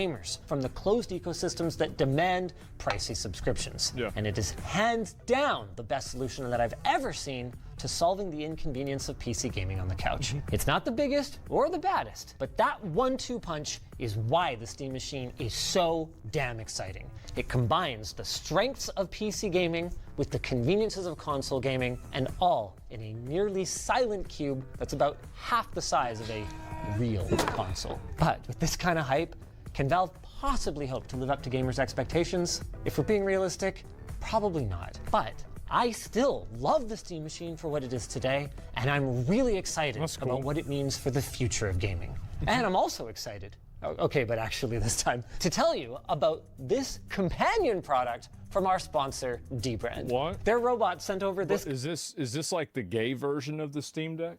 Or the Steam Box? Is this like the Pride version? What does this play? Animal Crossing? Does it play YMCA? Companion cube case for the Steam Machine. We'll look at it in a bit more detail later, but pre-orders are live now, so go to shortlinus.com to reserve yours. I mean, I don't know. Even if you don't want a Steam Machine, this thing would look so good on your shelf. Back to the Steam Machine, You're though. a girl. I need this for B-roll. We're on a tight schedule, baby. Okay, that makes sense. We unboxed and explored the setup of the Steam Machine over on Short Circuit this morning, and we gave our in-depth thoughts on the controller last month. So we're going to be laser focused on the experience. Can you guys give me the TLDR on the controller? I didn't get one because they was sold out. How much is the controller? Is the controller good or not? It's from Portal. Oh, I didn't play Portal. I just thought it was a gay heart cube. It's good? Okay. Of the Steam Machine I didn't even know. Right out of the gate, if you're a Steam Deck or a big picture user, you're going to feel right at home. The Steam Machine comes with SteamOS pre-installed, Valve's Linux-based operating system that they've spent over 10 years optimizing for gaming. Why did it take so long? Well, because most games still don't support Linux natively. Yeah, there it is. But thanks to Proton, a translation layer that allows Windows games to run on Linux, we found that almost any game made for Windows runs surprisingly well on SteamOS. Okay. No command line, no driver conflicts, just press the button and play your game. Wow. It's been one of the Steam Deck's greatest strengths, and that remains true here. And even if somehow you don't like SteamOS, well, great news. Valve takes a very open approach to their hardware. You do whatever you want, Or should I say, your hardware, you know? The way it should be. You bought it, yeah. So the Steam Machine allows you to install any OS you want, Windows. even Windows. It's just that if you did so, you would lose out on some of its best features, like a personal favorite of mine, the ability to suspend your software and resume at the push of a button, just like a console. Seriously, thank you, Valve. Okay, we did find that there were some times that resuming a game would take a little longer than we'd like. All right. But most of the time it was really quick. I'm talking like 5 seconds, which is a huge edge over booting up your PC, loading your launcher, and starting a game. We did notice that sometimes the SteamOS UI would become laggy while a game is suspended, but realistically, we're dealing with pre-release software here, and with how much Valve has refined SteamOS on the deck over the last few years, which is much less powerful hardware, I can say confidently that they're going to get that sorted. The other big one for me is HDMI CEC. It doesn't have the best marketing behind it, and it doesn't have a sexy name. Yeah. In fact, most people don't even really think about CEC, because when it's working properly, you literally aren't supposed to even notice it. But it is hugely important to the living room experience, especially if you have multiple devices. CEC, if you're not familiar, is a protocol that's built into the HDMI standard that allows your various media devices to communicate with and even control each other without running any additional cables. The most Oh, yeah, okay, yeah. There's programs that do this, like Mouse Without Borders, etc. This is pretty, okay, I get it now. Common uses for it are allowing your soundbar volume to be controlled by your TV remote, or having your Android media box and AV receiver power each other on and off in sync. Now, most PCs... This reminds me of, like, did you guys ever have in, like, middle school or high school that, like, you would take a universal remote into the class and then you would turn off the TV because the TV would recognize the universal remote as, like, you know, the remote, and you'd put it in your backpack? 7th grade, bro, like... universal remote into the class, and then you would turn off the TV because the TV would recognize the universal remote as, like, you know, the remote, and you'd put it in your backpack. 7th grade, bro, like... It took that bitch 30 minutes to figure it out. Straight up, do not support it. This is both a hardware and a software problem, and there's no hint of a solution on the horizon. So achieving any kind of seamless operation involves like janky IR receiver boxes and or complicated home theater automations. Well, Valve hated that, so they built their own software and custom motherboard for the Steam machine that, from our experience, just plain works. Great. You press the Steam controller button, it turns on everything, selects the right inputs, and bingo, bango, bongo, seconds later, you are gaming exactly where you left off. But there's more to a good gaming machine than just living room integration, as Microsoft so painfully learned. Go to Internet Explorer. Oh, nice. And the Steam machine's raw gaming hotspot leaves a fair bit to be desired, unfortunately. Let's see the gameplay. It's not I'm ready. Terrible.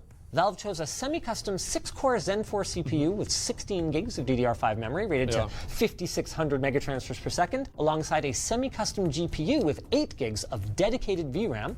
So that's more CPU performance and a lot more RAM than the current crop of mainstream gaming consoles. But the current crop of gaming consoles is 6 years old now. And if we look closely at the specs for these chips... At this point, I'm still not convinced that this is a superior product to like a PS5. Like, I mean, I'm gonna buy it, but like, I mean, especially for like such a higher price, like, I don't know. They look more semi than custom, with a strong resemblance to laptop chips from 2023. Now, according to Valve, that's not a problem for most buyers. The Steam machine should outperform approximately 70% of the gaming PCs that are out there in the wild. And if the Steam Deck is anything to go by, developers will squeeze blood from a stone, optimizing for a popular hardware config like this one. But with all of that said, I still feel pretty strongly that these are not the kinds of parts that I would expect in a 4K gaming machine, even with the asterisk of FSR upscaling. But I could be wrong, right? So let's take a look at the numbers. Right out of the gate, the Linux port of Shadow of the Tomb Raider absolutely crushed Valve's target, hitting over 120 FPS at 4K. Not bad. Wow, that's really good. At 4K? Holy shit.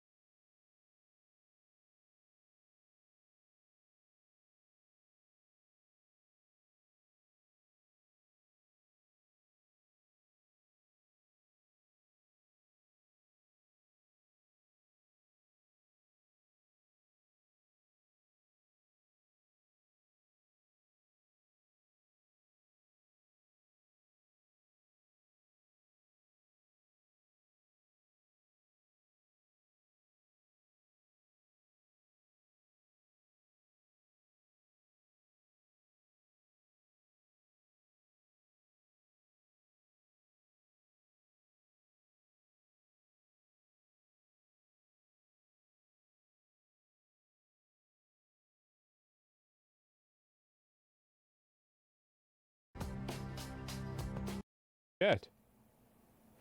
Personally, I wish they would do testing at like 1440p or 1080 because I think that's what way more people play at. I feel like most people don't really play at 4K, so it's like I mean, how many? What do you guys play at?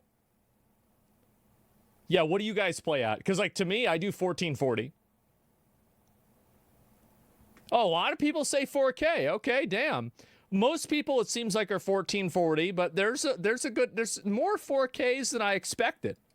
Bad, but all right. That is an 8-year-old game, and sadly, the rest of our suite ended up sitting with average frame rates between 40 to 50 FPS. Jesus. In fairness to Valve, some of these games were probably running at settings that are a little ambitious for the Dude, 38 FPS for Doom Dark Ages? That's crazy on low. Horizon's 40 FPS? That's really bad, man. Steam machine, and you could absolutely turn Cyberpunk, for instance, down a little bit and get a more fluid experience, but that wasn't the case for all of them. Doom the Dark Ages, for instance, was already cranked nearly as low as it could go. This whole situation feels like a completely self-inflicted wound. Like if Valve had never said 4K gaming at 60 FPS, and had they instead offered a more nuanced, 1080p on medium details, maybe high or ultra for older titles, and in some cases, you know what? 4K upscaling looks pretty darn good. I wouldn't even have to be talking about this. I don't think that would really matter because people are still going to create the value proposition versus a console and then make a decision based off of that value proposition. So even if they don't say that, I think that people still would come to this conclusion. But yeah, I mean, Linus is technically right, but I don't think it really moves the needle in a meaningful way. Now I have to go spelunking for what the heck Valve was talking about. And it seems like for newer titles, what they meant was low settings with FSR set as low as ultra performance, which means we are upscaling from a mere 720p base resolution all the way to 4K Ultra HD.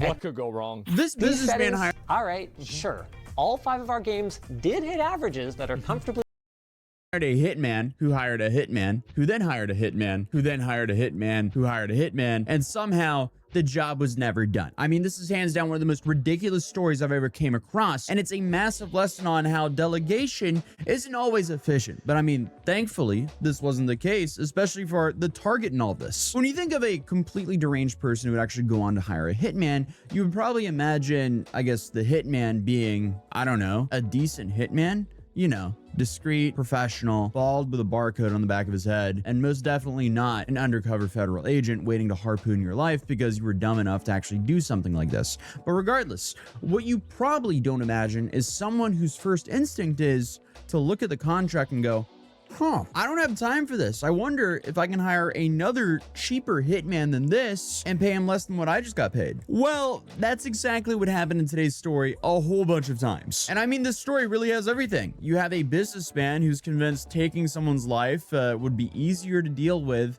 than dealing with a lawsuit, and of course, a whole chain of endless hitmen. And it pretty much seems like they treated this assassination attempt like it was some weird group project they desperately didn't want to do. And it ended up getting so insane that if it wasn't backed up by court documents, I would assume this is some bizarre movie script. But we're getting ahead of ourselves. So the story begins in 2013 in Nanning, a city in southern China, where a real estate developer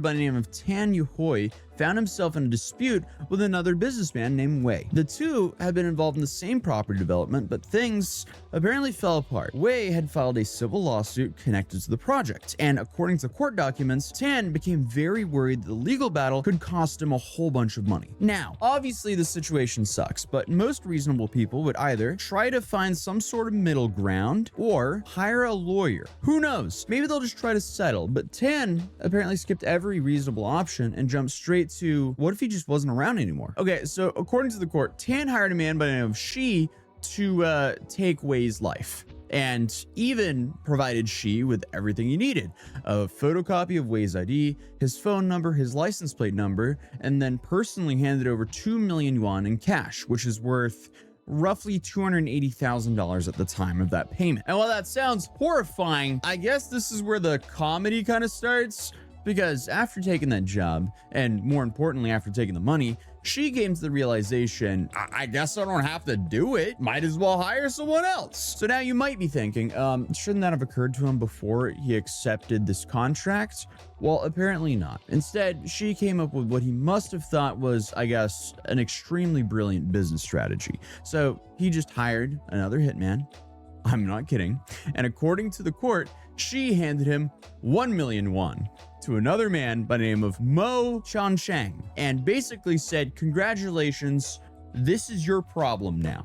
So he pocketed 1 million won, gave the next guy 1 million won and said, good luck. And just like that, she was officially in the subcontracting business. And the funniest part about all of this is at no point did anyone stop and think to themselves, wait a minute, did the guy who gave me this contract, is he doing the same thing to me? Mo, after he took the money, also looked at the job and went, uh-oh, I might get life in prison if I do this. So he too got into the subcontracting business. So instead of Mo going on to do this, he hired another man by the name of Yang.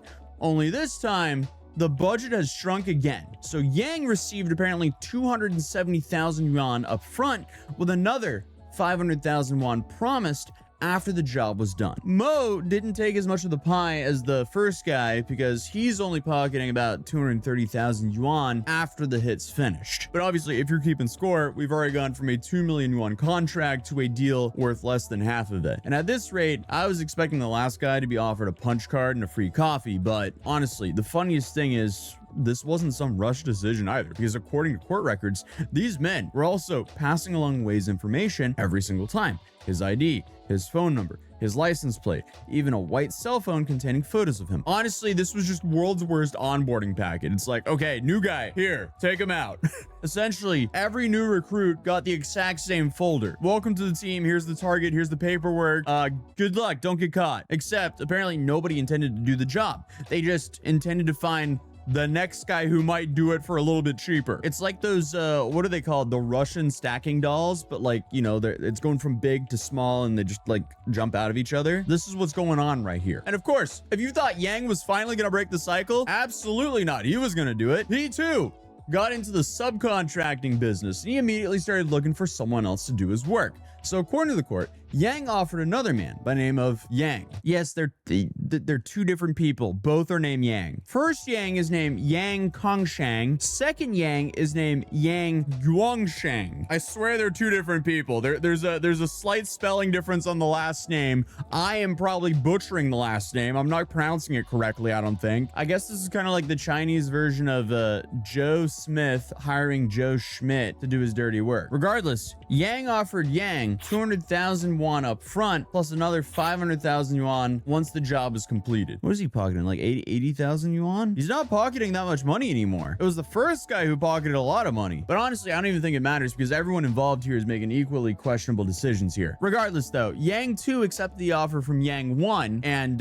he did the exact same thing. I'm pretty much starting to think that these weren't hitmen at all. They're all just kind of recruiters. So he passed the contract on to a fifth man by the name of Ling Jianxi, and he promised him 100,000 yuan if he took Wei's life. Suddenly that payment reduced a whole bunch now. We just dropped from what, 700,000 to 100,000. But the last two guys didn't take that much in comparison. Obviously, I'm judging them for being hitmen, but I'm also judging them with how greedy they are in their subcontracting work. The original contract was worth 2 million yuan. And by the time it finally reached Ling at the end here, the guy who's supposed to do all of this, he was offered 100,000 yuan, which is, you know, 5% of the original deal. So somewhere along the line, this assassination had turned into world's most inefficient franchise. Essentially, everyone above Ling had taken a cut and nobody really took that much risk. Well, I mean, I guess it is the risk of hiring a hitman. But relative to actually doing the acts, they're getting compensated a whole lot better than the guy at the end. Honestly, if this chain just kept going, the sixth guy would have probably been offered a coupon and a firm handshake. But this whole process didn't happen overnight either. According to reports, this chain of subcontracting stretched for over 6 months. They spent 6 months doing this. So essentially the project management here took way longer than making the plan itself. But obviously the contract ended up with Ling. And I guess Ling was the first guy to not think,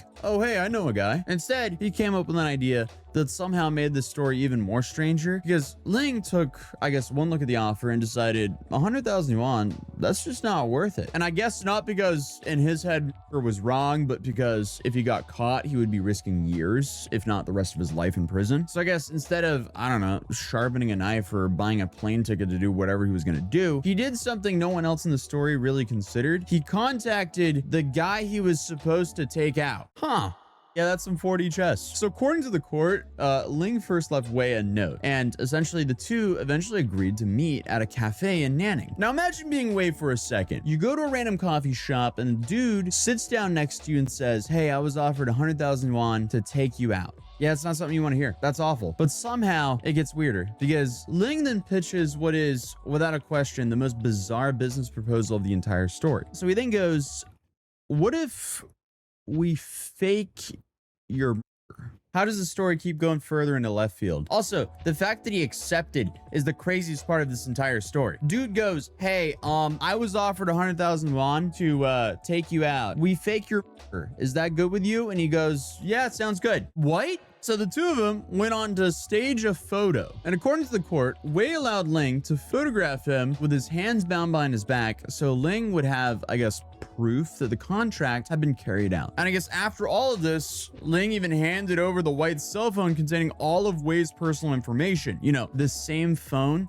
that had been passed from hitman to hitman throughout the entire scheme. So he gave the victim all of his personal information, or a phone containing all of his personal information. But regardless, Ling had everything he needed. He had a convincing photo, a story to tell, and 5 very gullible men waiting for an update. So according to reports, Ling sent the photo back to Yang 2, who believed it. So Yang 2 sent the information to Yang 1, who also believed it and kept passing the news up the chain. So eventually it all got back to Tan, the businessman who paid millions for this whole operation. But I guess the crazy part about this is nobody asked for any more proof beyond one photo. Not a single follow-up question. They just all collectively went, yeah, it looks right. Okay, cool. Thank you. Meanwhile, Wei, the man who was supposed to, you know, not be alive anymore, he walked into the police station. Yeah, with that phone, of course. So that's it. After 6 months of planning, negotiating, subcontracting, taking commissions, and staging fake evidence, the entire conspiracy fell apart because the intended victim simply just told the police what happened. So the victim then literally walked in and said, okay, you guys aren't going to believe this. This guy hired this guy, hired this guy, hired this guy, who hired this guy, who hired this guy, who walked up to me, confronted me at a coffee shop and went, hey, can we fake your death so I can then pass that back up the chain?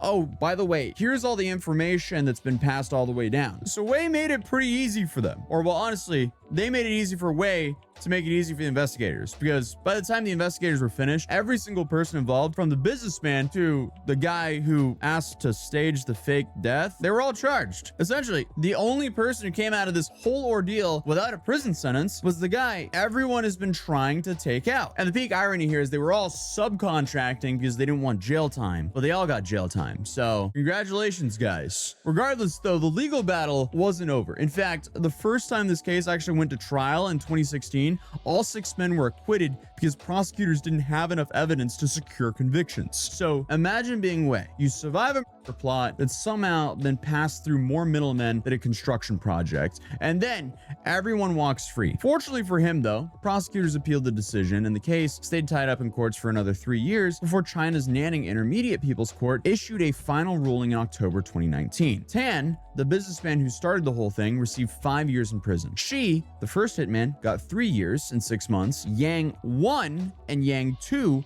each received 3 years in prison. Mo got 3 years. And then finally, Ling, the last man on the chain who ultimately exposed the whole plot, he got sentenced 2 years and 7 months. So this was absolutely not a story about criminal masterminds, but it was so bizarre, I just wanted to share it with you guys. So if you're new here, feel free to subscribe, drop a like if you enjoyed the video. I'll see you guys in tomorrow's video. Peace.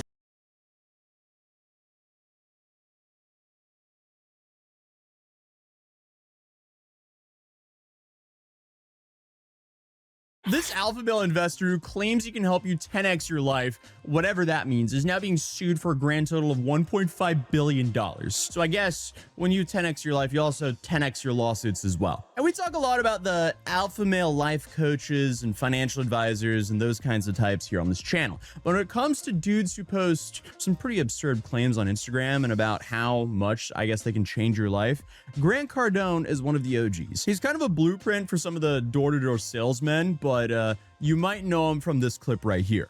So I took out 2 loans to get here today. I don't even have money for a hotel. Slept Give in him my a big car. hand, guys. Homeless dude. That's what he got from that. Obviously, I can't lie and say that clip's not hilarious. I mean, it's just like so out of touch with reality. I feel like my friend group has recycled that clip dozens of times in the last few weeks. But that clip then graduates to a bunch of people suddenly giving the dude money. So it was definitely a fascinating watch. Talk about spitting in the dude's face. Give him a big hand, guys. Homeless dude. Regardless, it's pretty easy to see how this guy could rub people the wrong way. It doesn't help that on top of the abrasive personality, he's also involved in Scientology and sells expensive courses filled with a whole bunch of repackaged motivational quotes that we've seen time and time again. Some people think Scientology is a cult. Agree or disagree? Oh, absolutely not a cult. To me, a cult would be some closed, everybody's got to believe in the same thing, live to one person's beliefs. That's definitely not what it is. Well, How much money you have saved? I have about close to 60 grand. Yeah, you're broke, dude. I know. Yeah, work 10x harder than the next person isn't really groundbreaking advice, and paying upwards of $10,000 just to hear that, in my opinion, doesn't sound like you're getting your money's worth. I would not deploy my capital like that. But hey, maybe that's just me.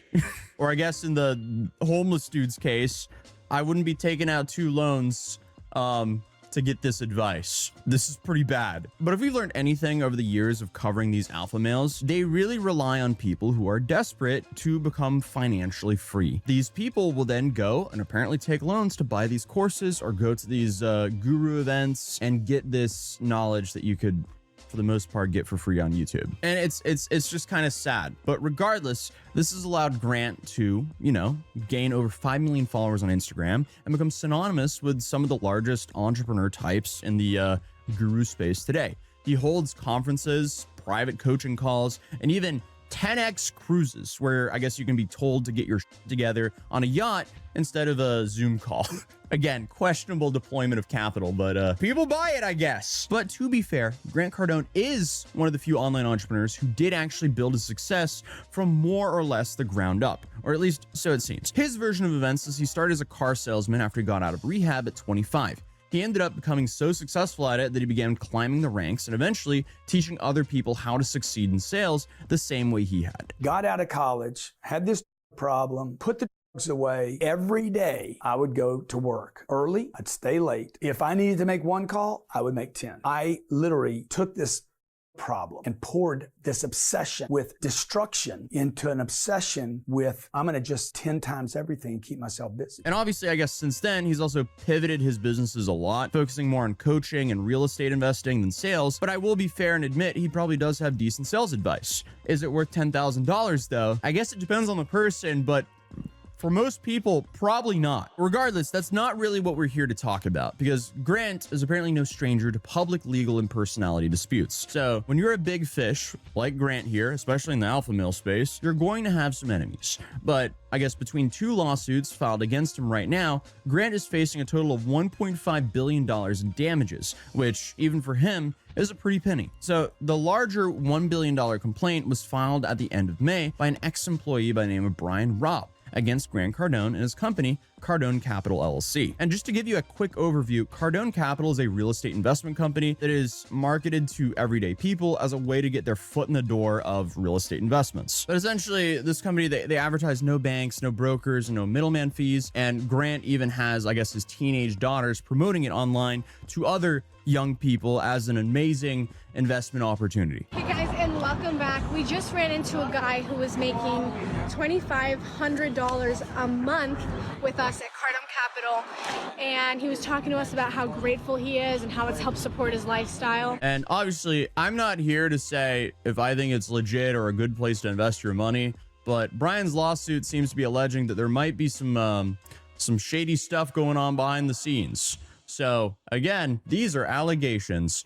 We have to tread very lightly here. We're only talking about what's now public. So the lawsuit states that Brian found conduct from Cardone Capital LLC that he believes to be fraudulent and reported it to federal authorities. And this is when Brian says that Grant started a public campaign to discredit him in retaliation to him bringing the potential fraud to light. And I guess by public campaign to discredit him, it seems that Brian is referring to statements made by Grant on Facebook, where he asks if any of his followers knows this goofy dude, and I guess describes him as a low energy mama's boy with entitlement issues and hairline insecurity. What a funny series of events. Hey guys, there might be some fraudulent activity here. This guy is a mama's boy with mama's problems. Sure, whatever.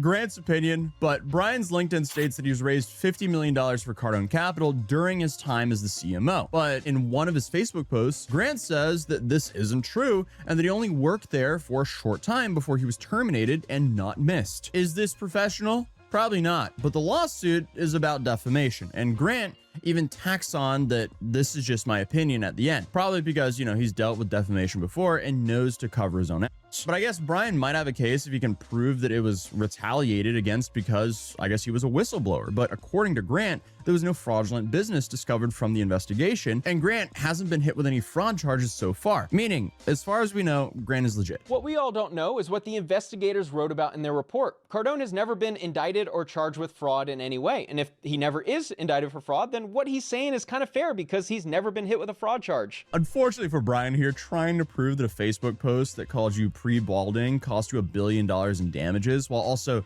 not being a public figure is going to be a little bit difficult for them to prove. Like, come on. Like, there's a high chance that this is going to be dismissed. Let's be real. But this is apparently not the only massive expensive lawsuit that Grant is facing. So former Miss Universe Canada delegate and owner of a modeling agency called Hout Agency, Chelsea Sophia Howell, brought a $500 million lawsuit against Grant Cardone and Cardone Capital, alleging a malicious and coordinated defamation campaign that includes false accusations of human trafficking. Oh boy. So this was filed in December 2025, and Grant has also publicly came out and discussed this lawsuit and how ridiculous he thinks it is more than once. I mean, I got a chick right now suing me for $500 million. $500 million? Chelsea, whatever her name is. Oh, you didn't see that? Oh, yeah. So the story goes, Chelsea had been renting a very expensive apartment from Grant and woke up in the middle of the night and decided that the sprinklers were actually recording devices. He then says that she ripped them from the ceiling and caused $1 million in water damages. This chick, a tenant, goes into my house, rents our house right down the street here. Oh, there's a former Miss Universe? Yeah, so she goes in, rents a unit from us, wakes up at 2 o'clock in the morning, either because whatever reason, you would wake up at 2 o'clock in the morning and decide that the sprinklers in the ceiling are actually videoing you. So whether you're having a breakdown, nervous breakdown, and decide I got to pull every sprinkler out of the ceiling and dumps 200,000 gallons of water on the floors, does $1 million worth of damage. The police, the firemen go up there. She's crazy. There's all over the place, residue of everywhere. And the fact that I call it out, she wants to say I'm defaming her. I'm like, I just want $1 million worth of damages. Yeah, that's crazy. Were they recording devices? I mean, if they were shooting water, maybe not, who knows? Naturally though, Grant then took his Facebook to ask if any of his followers had any information on her and her whereabouts, and in his post he includes another modeling / dating agency from the Middle East that he says that she might be linked to, since apparently she doesn't only have ties to the USA and Canada but also abroad. But Chelsea, however, somehow decided by insinuating that she may be linked to an agency that she is engaging in human trafficking. She also links another post Grant made about her from where it's actually just random people in the comments alleging that she might be involved in human trafficking. And she says that the comments are, I guess, enough to hold Grant accountable for these accusations. I'm gonna be honest here. It looks like Grant is gonna go 2 for 2 here.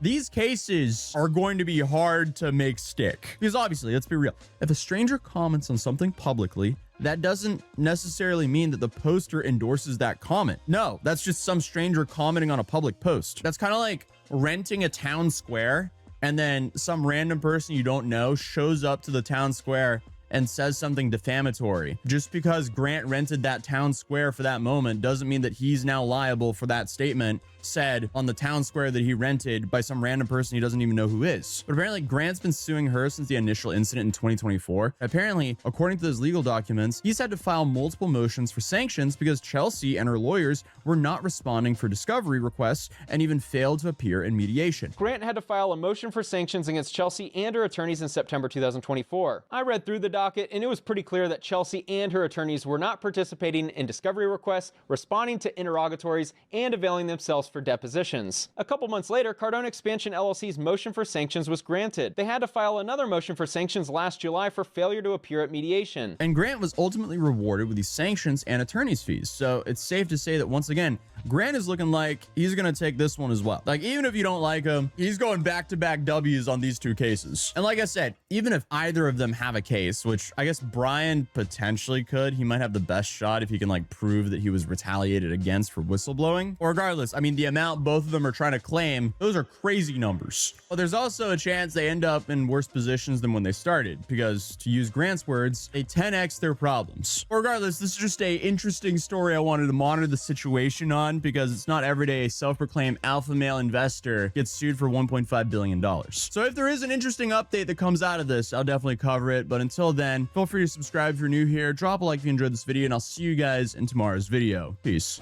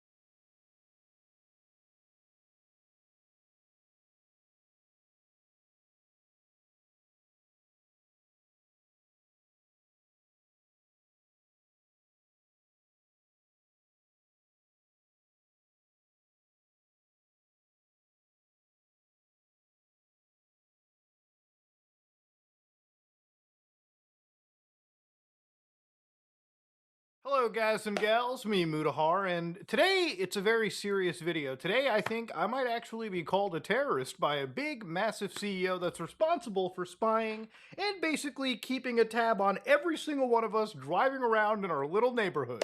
Now, quick question. Have you, in your community, ever seen any of these cameras just placed around on a street corner? Yeah, they have a little, like, solar panel on top of them, a little camera facing out towards your direction. Have you ever noticed that? Well, there's a good chance that that might actually be a flock camera. And I've talked about flock cameras in the past, but the general idea here is a flock camera, for anybody that's not picking up what I'm putting down, is a camera placed by a private company all over big cities in the United States. It's actually a pretty serious problem. Flocks of these, no pun intended, are actually propping up everywhere, and basically they serve as a way to track wherever you're driving. And you know that fancy thing cops need, warrants, to be able to follow you and track what you do? Well, now we found a way, we found the ultimate cheat code. Just go to the private company, ask them for a specific license plate, and bam, they now know exactly where your movements are. All without your consent, all without any seeming oversight. It is a truly spooky situation. So let's get down to reading and exactly how this stuff works, right? So Flock, as this company over here, is a company that produces what is known as a license plate reader. Now they produce things like video cameras, yada yada yada, but ultimately they produce license plate readers over here, which is exactly what we're looking at. So it's these simple cameras, and you can see on their own website what they're able to identify are things like license plates, obviously, but also the exact vehicle, of course, and possibly any other marking other. You got a bumper sticker, you got something that sets your car apart, maybe a nice little scratch. Well, this camera tracks every single thing. Don't believe me? Their own website tells you, hey, you see this car with bumper damage? We've seen it 5 times in the last 30 days. So yeah, that's just how crazy it is. The world of artificial intelligence and mass surveillance converging into one thing. You ever wonder why your Xbox costs $1,000? It's because of scumbags like this. But anyways, to give you an idea, they've told you that they're trusted by 5,000 law enforcement agencies, 6,000 communities, over 1,000 businesses. Now, of course, there are some communities that are waking up to this and saying, no, we don't want the flock epidemic. And some cities are actually standing up to this.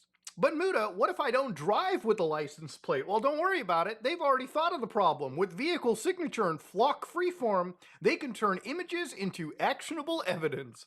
Basically, they can track wherever you're driving in any part of the country. Here you can see an actual cop just sitting on their, computer in their car and just looking at the flock interface, I guess, and trying to identify, where vehicles, where things can be at. Now, of course, I want to come into this and say that Flock has absolutely probably helped with cases regarding, I would say, missing people, and obviously in specific cases with vehicle theft, right? And how does this necessarily work? Well, we're going to go to an organization that Flock themselves, or at least their CEO, considers to be terroristic. Now, communities have gotten so tired of this that they've created, things called DFlock. Now, DFlock is a movement. It's an actual website, dflock.org, that you can go to get an idea of what these things are and where they exist. So, for instance, just showing you guys a screenshot of what a flock camera could track, you can see that obviously capturing a vehicle is not as simple as grabbing its license plate. It's also as complicated as grabbing the various stickers, bumper stickers like I'd said, back racks, a lot of features that they can catalog into their systems. So anytime this Toyota Tacoma keeps showing up around the neighborhood, they'll know. And the way that they know is if you open up DFlock's map over here, you can see a map of about 108,000 cameras all over the country. So just to load that stuff up really quickly. So this is a heat map of basically the entire country, right? So all the way from Los Angeles to New York to Florida and all the way in the central United States. Heck, even in Toronto, even in Canada, you've got the flock cameras all over the 407 ETR. So effectively, for anybody that's on the highway, you can see that in some capacity, ALPR cameras exist. Now, this is not super nefarious. This is run by the RTX Corporation, which, again, these cameras are made by, I believe, Raytheon. So, yeah, one of the largest defense contractors. But these are operated by the Ministry of Transportation, right? The Ministry of Transportation uses these to identify which vehicle is on the ETR so they can fucking bill you later down the road, right? But if you look at these random actual cameras inside places like Morristown, you can see that they're operated by Flock Safety, these ALPR cameras specifically. And while they seem like traffic cameras, ultimately at the end of the day, any vehicle that drives through this camera will be cataloged by a Flock system. So let's go to a place that's pretty filled with Flock cameras to exist with. Let's go to Los Angeles. Now, for anybody that lives in places like LA, you'll know that it's a traffic-ridden hellhole, but it's a hellhole that has a shit ton of flock cameras. Flock everywhere. So how these flock cameras work is effectively, let's say that you're driving between Santa Ana, Orange County, and Anaheim, or Fullerton, whatever. Now, if you drive through any of these blue dots, which are operated by flock camera, or flock safety, effectively your vehicle is cataloged, and a profile is built on your vehicle through the use of machine learning or artificial intelligence to see where you drive through at all points of the day. Above 60 FPS, but at these settings, all 5 of our games also looked pretty ugly. And there's more bad news. Even with 28 ray tracing cores, RT is pretty much a non-starter on this thing. This is true both for games where it's an option, like Cyberpunk, where we saw an average of 15 FPS at 1080p Ultra, and especially true for games that force its usage, like Indiana Jones or Doom: The Dark Ages, where only a lot of people know about the situation. Managed to consistently. As a person, right? Carmelo Anthony obviously stabbed and killed. There's been a situation. I think a lot of people know about this situation. Carmelo Anthony obviously stabbed and killed somebody, and there's a bunch of people that still, for some reason, think he's innocent. I don't really know why, but yeah. Wake up, maggot! It's time for your annual race war! Oh, you didn't want to be in a race war? Well, it's only once a year? Oh, it's too bad. Too bad. You're in one. Your skin color is your uniform, soldier. Black people on this side, white people on this side. That's right. Italians. We'll figure it out later. Well, they're white people, basically. Attention! Which one of you lily lickers mixed the white Monster Energy with the Kool-Aid pineapples? How many times do I have to tell you? No mixing. Now get suited up, soldier. You're heading into your first battle. The comment section of a Nick Fuentes Instagram reel. Godspeed. That's actually not a battle, by the way. It's literally just everybody saying... That's actually... doesn't matter. Yeah, it doesn't matter. Hello, and welcome to another episode of... I am your host, Shoe Head. You may know me as Timu Boxy, or perhaps the woman who footmogged Hassan Piker. Jesus Christ. Thank you. Thank you. I know a few of you have come here from that last video, so hello, new friends. And old friends, please say hello to the new friends. Do not scare them away. One of the biggest things that happened when I was gone was the conclusion to the Carmelo Anthony trial. Now, for those of you who are unaware, for those of you who have no idea what has been going on, don't worry about it, kid. No, but what happened was last year during a Texas high school track meet, Carmelo Anthony, a 19-year-old student, and Austin Metcalf, a 17-year-old student, got into a heated dispute. Wait, he wasn't 19 at the time he did it, right? I mean, because if you're 19, you're still in high school, you're retarded. He was 17 at the time, wasn't he? Okay, I was about to say. After Carmelo entered Austin's tent, which was like a rivalry school's tent, an argument followed, and then allegedly Carmelo said, "Touch me and see what happens." Touch me and see so what Austin happens. Shoved him, and Carmelo pulled a knife out, and yeah. Austin then passed away in his brother's arms. Court argued that that use of force with a knife was completely unjustified, that a single shove did not justify a deadly response. During the trial, jurors... Well, and it's also that he wasn't even supposed to be there in the first place. Like, if it was just a scuffle and then something bad had happened, I think that, yeah, you definitely have more of a conversation, but he initiated the aggression. He started being aggressive at the very beginning. Listened to witnesses' accounts of the events, reviewed video evidence, and after a few days, the jury found Carmelo Anthony guilty, and he was sentenced to 35 years in prison. Not enough. And everyone accepted that outcome because they understand how the law works and they respect our justice system. What? Haha.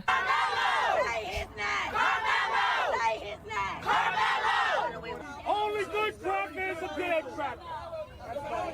Only good cracker is a dead cracker. I don't have an opinion. I don't have an opinion here. These kinds of face-to-face emotion-driven... He got arrested, by the way. Shouting matches really do no good. In this video, we are going to discuss the insane reactions to the Carmelo Anthony trial, read some tweets, watch some TikToks, as well as debunk a bunch of misinformation. No because way. I am just tired of seeing the same ridiculous, regurgitated talking points repeated ad nauseum by hundreds and thousands of people, just believing it as gospel, hyping themselves up into a race war. No, I am not kidding. That is how bad it is getting. Growing up, I was always told not to judge people based on their appearance, that it didn't matter what gender you were, what your sexuality was, didn't matter if you were short or tall or fat or thin. I was always told that skin color was not important, and it's not. But you know what is important? Your skin's health. So before we get into the video, let's quickly give a shout out to today's sponsor, Henson Shaving. Have you ever wondered what shaving cream is actually doing to your skin? It's fluffy, it's airy, it looks like it's protecting your skin. But the main ingredient in most of these cans is actually propellant. That's what makes it foam up. What? But the foam is mostly just volume, not function. And the thing that matters when you shave is glide, not volume. There's actually How does a woman know this and I don't know this? a clinical study that measured the skin irritation after shaving, and it showed that regular shaving foam actually causes more irritation than just shaving with water alone. Not just slightly more, measurably more. Oh. Aftershave bombs are also doing something similar. You Okay. put them on, you get the little cooling tingle, and you're like, that means it's working. Wrong. That tingle is just menthol activating cold receptors in your skin. It I doesn't usually just shave, and if I cut myself, and I always do because I don't really pay attention, I just go to sleep afterwards, and that way the blood will stop running by the time I wake up, and it's gonna be fine. Like, I have like a whole system around it. I plan to cut myself on accident. actually reduce inflammation or heal anything. It's just part of the process. It does nothing. A lot of guys end up treating the feeling of irritation rather than the irritation itself. Shaving is one of the most aggressive things men do to their skin on a daily basis. The blade passes over the same spot multiple times, stripping off the top layer of your skin, and then your skin is exposed and then loses all its moisture. But men just like rinse off and call it a day. So you got a shaving product that's mostly air, an aftershave that's mostly sensation, and a window between that nobody's addressing. And that's where Henson's 3-step routine comes into play. Step 1, the cleanser. Clears your skin of debris and softens the hair for a smoother shave, followed by a shaving cream that skips the propellants and reduces the friction between the blade and your skin. The thing shaving cream is supposed to do. And once you're done shaving, their post-shave balm helps hydrate and restore your skin's natural moisture barrier, supporting real recovery, instead of just signaling to your silly brain that, ooh, something soothing is happening. So if you want a shaving routine that actually leaves your skin better off and doesn't just feel like it's doing that, check out Henson's 3-step shaving kit. Just head over to hensonshaving.com. Trying to make me gay? You think so? Like, I've never had any stuff on my face. Like, I've cleaned my face off with Windex, shit like that. Like, I clean my face with a knife, really. And I have different knives for different parts of my body. I'm not kidding. And so, yeah. This is all June very new to and me. use code June at checkout after adding your kit to the cart Why to a get knife? free shipping It's easy on to your get it order. off. I know a All the lot dirt of off. men just ignore skincare, and trust me, as someone who is going to be a dermatologist, men think they're not aging until one day they wake up and they're their dad. Take care of your skin. This is a great start, and your skin will thank you for it. Big thanks to Henson for sponsoring this video, and thank you, the viewer, for not skipping the ad. Wow. You're welcome. Right? Now, let's get back to the video. So let's not waste any more time and get straight into this, shall we? They found him guilty so fast right before Juneteenth. These folks playing in our faces. Carmelo... They wanted to put Carmelo Anthony in jail because of Juneteenth. They wanted so bad. They were like, we have to... How can we do something to suppress black people? What can we do to make black people sad? Let's put somebody in jail that's black before a black people holiday. Like, really? It's so retarded. Like, it was planned out this way, exactly. His only crime was not allowing himself to get beat down by a white man. Carmelo will get out of prison. That boy ain't getting out of the grave. If he kept his hands to himself, he'd still be enjoying his white privilege today. White people are not victims of racism. You can't be a victim of a system you created. Hey, 23-year-old white guy who can't find a job and still lives with your parents. Did you know you created the... all those people, they're just black people that hate white people. It's really just that simple. And once you understand that it's actually that simple, it's a lot easier to understand why this is happening. They're defending him because he's black. It's okay that he killed somebody because that person's white. It's that simple. As I've always said, Don't look at Occam's razor. Look at retard's razor. Think about the stupidest, most most short-sighted, self-serving, brain-dead, thoughtless reason that you can imagine. And whenever you see a lot of people saying something, whatever the answer to that is the reason why they're doing it. Entire system we're in right now, and therefore it's totally acceptable to hate you and be racist towards you. This is the same stupid shit they say to men, like, oh, you created the patriarchy. Like, who the f are you talking about? Joe Schmo working at Chipotle didn't create shit. The system isn't benefiting white people at all. It's not benefiting anyone except the rich and powerful. The racism equals prejudice plus power bullshit really one-shotted these people, huh? Only a black— It didn't one-shot them. Like, the thing is, and this is, these people are not, they're not captured by like leftist ideology. They're captured by racism, and they use leftist ideology to mask racism. The prime fulcrum of their ideology is not about like leftism or, you know, like workers' rights or liberalism or anything else. All they care about is they hate white people. That's it. They just hate white people. It's that simple. So whatever is going to serve that purpose will be something that they agree with categorically. It's not something that's unique to why the viewpoint exists. It's just the fact that the viewpoint serves that interest. A child can be minding their business, get ambushed, bullied, and pushed around and become the aggressor for protecting himself. Yeah. But he was quite literally not minding his own business. Yeah, he was he's in in a somebody rival's else's team tent. tent and was asked to leave like a dozen times. Witnesses say he started escalating it into a fight and then stabbed someone in the fucking heart. That's not minding your business. Why did they hire that horrible lawyer? Had to be the worst defense in history. Absolutely no reason Carmelo shouldn't have testified. We gotta do better with who we hire to represent us. Plenty of black lawyers in Texas. His family— It's crazy how these people give away the game, that they view this entire thing as like a racial war. It's like, bro, Carmelo would have stabbed your kid too. Like, this is what I find is so stupid about this, is that, do you know who the biggest victims of black murder are? Black people. So this entire idea that putting Carmelo Anthony in jail isn't a net positive. Like, the guy's a psycho. He's crazy. He didn't stab Austin because he was white. He stabbed Austin because he's a crazy psycho asshole. That's the reason why. If it was your kid there, he probably would have stabbed him too. So it's just, the reasoning here is just so, it's so destructive.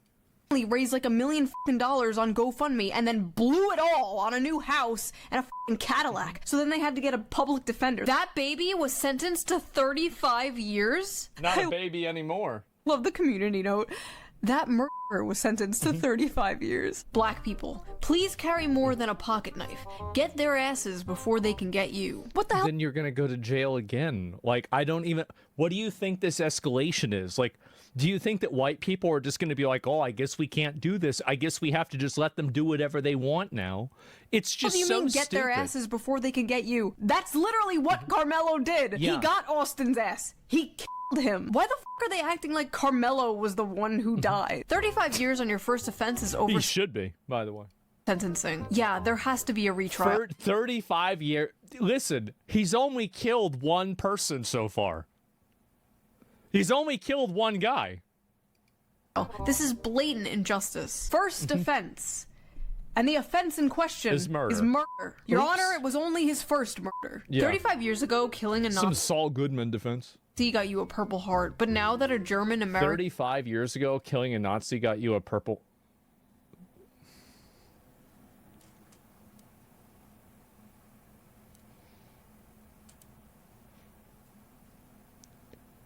How stupid can you be? Oh my God. Look at his gray beard. You were alive then. Do you remember them killing Nazis when you were a kid? No. Like, what do you mean? is president, it gets you a life sentence. All white people deserve no mercy. Now, a German American. Austin Metcalf, a 17-year-old, is a Nazi because he was white. Also, 35 years ago. Does this dude think World War II was in 1991? Yeah, it's exactly what he thinks. He's a retard. Yeah, he's stupid. I think that, like, maybe Shu doesn't understand. She has to understand how stupid people really are. The fact that anybody can vote without a test and restrictions is like a travesty. It is a travesty. And if you don't believe me, talk to one of these people. Go to Walmart, strike a conversation up. Ask them where Brazil is. Americans, arm yourselves. This country is officially a terrorist state of white supremacists. You have no reason to abide by or follow any more laws in this country. Law enforcement and these politicians are all terrorists. Let it all fall. Time for judgment. You know what's really funny about that is the fact that this dude, the next time he gets pulled over by the police, he's probably gonna be like, "Oh, what seems to be the problem, officer? Do you mind if I reach in my pocket and grab you my license and I'll go ahead and show it to you?" Like, they're never actually going to do this themselves, right? They want to have somebody else go out there and die for them. Just as I suspected. Schizophrenia. I recommend logging the f off. Do these people just live in a completely different reality? A guy gets put in prison for murder, and they're like, wow, what's the point of even following the law anymore? Having a black son gotta be the tops of fears. This is like that crazy thing where, like, a Nazi would say the same thing. Oh, God. Going insane.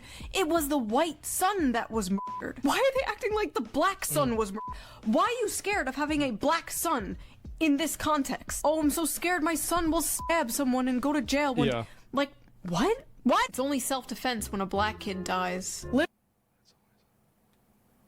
Oh. Literally, multiple witnesses, including black witnesses, like 18 including people. Carmelo's own friends, said that Carmelo was the aggressor in the situation. Also, just in general, murder is not the acceptable punishment for a shove, for a push. That's not how that works. 50,000 likes on that bullshit, by the way. 50. Oh, the thing is that there's a lot. This is the reason why I think we should publicly execute Carmelo Anthony. I do, because so many people think this. And I think that it's extremely important culturally to kill it in front of everybody. This entire ideology, this entire viewpoint and everything, kill it. That's a terrible idea. I don't. I think the only way that these people will ever listen to don't go out and stab people is if they see right in front of them, you will die. That's it. 1,000 people saw that. Great were like, idea, hell yeah. Black kids are the only kids who can't afford to make mistakes without dire consequences. Your Honor, it was a mistake. My client did a little oopsie poopsie. Yeah. A little fucky wucky ooh woo, if you will. Black people are held to a higher standard than every other race. We are expected to be perfect, while others are given grace, excuses, and... Hey, stop. Just a reminder that this is all in context of the Carmelo Anthony situation. So You have to be, listen, nobody's perfect. Oh, what did they do? Killed somebody? Well, nobody's perfect. Held to a higher standard. In this case, the higher standard of do not stab people. I'm sorry, okay, go on. One mistake by a black person gets used to judge an entire community. Oops, I fell and my knife accidentally stabbed your heart. That's right. Austin fell onto Carmelo's knife trying to attack him. Oh, God. Dr. fucking Umar. I don't know. I didn't hear his take on this. Okay, I get it. Right. Of course. Because the knife is 3.5 inches. The cut was only 2. I'm crashing out. The knife didn't go all the way in. So wouldn't that mean that he didn't fall on it? Because if he did fall on it, wouldn't the force of the body... Well, okay. Why am I even trying to reason this out? Please let the next one be somewhat rational. Y'all gentlemen are so fucking dumb. Y'all really thought that he was gonna get away with stabbing that kid to death. I can tell a lot of you were raised by hoes. Finally, a normal, sane person. Yeah. A strong black father tells you early that you can't get away with the same shit whites do. Oh, God. Okay, fine. Yeah, I guess not. Damn it, had me in the first half. When do white people get away with stabbing? Well, they probably think somebody like Kyle Rittenhouse is the equivalent. And the reason why people think that that's an equivalent is because they're stupid. The thing is that we have a large tolerance for people's ignorance. And I think that that level of tolerance that we have is extremely toxic. I think that when somebody acts like a retard, we should just be able to just openly say, you're just a fucking retard. Nobody should take you seriously. Let's not even listen to you. Because the media, they think so, yeah. But for some reason, we have this tolerance of, like, things, all kinds of stupid opinions. We do. Didn't OJ get away? He did. What is this? Where do these people live? Earth 2! Culture. When you get called for jury duty, do that shit. Make sure you do your part in serving justice. Every black defendant in every court everywhere is Carmelo Anthony. Wow, so every black person is a murderer? I mean, like, goddamn, like, I don't even hear any racists saying that. Even there's racists that admit that there's some black people that aren't murderers. Jesus Christ, like, what an awful person. Like, I would never say that. That's horrible.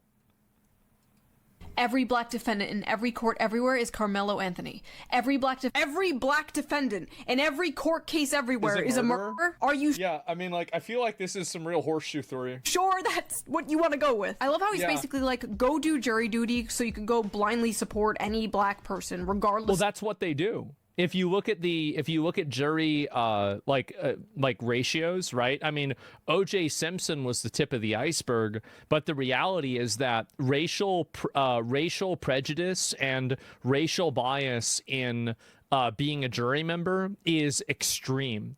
It is extreme to a margin that I think people don't even recognize how bad it is. Of what they did. What the like? I don't support every white person. Some of you are dumb. What's wild is this wasn't even like a cop kills black guy thing where like there might be some debate about like police brutality and over policing. We don't have those anymore because we have body cams now.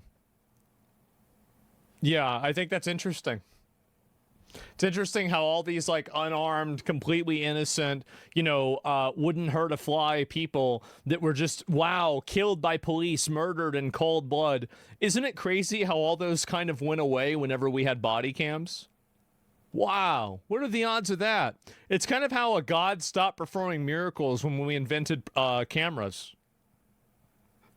I mean, like, what a crazy coincidence. Things like that. Like magic, no, this right? was just straight up a black kid stabbed a white kid, and they're losing their minds because he's going to prison over it. Yeah.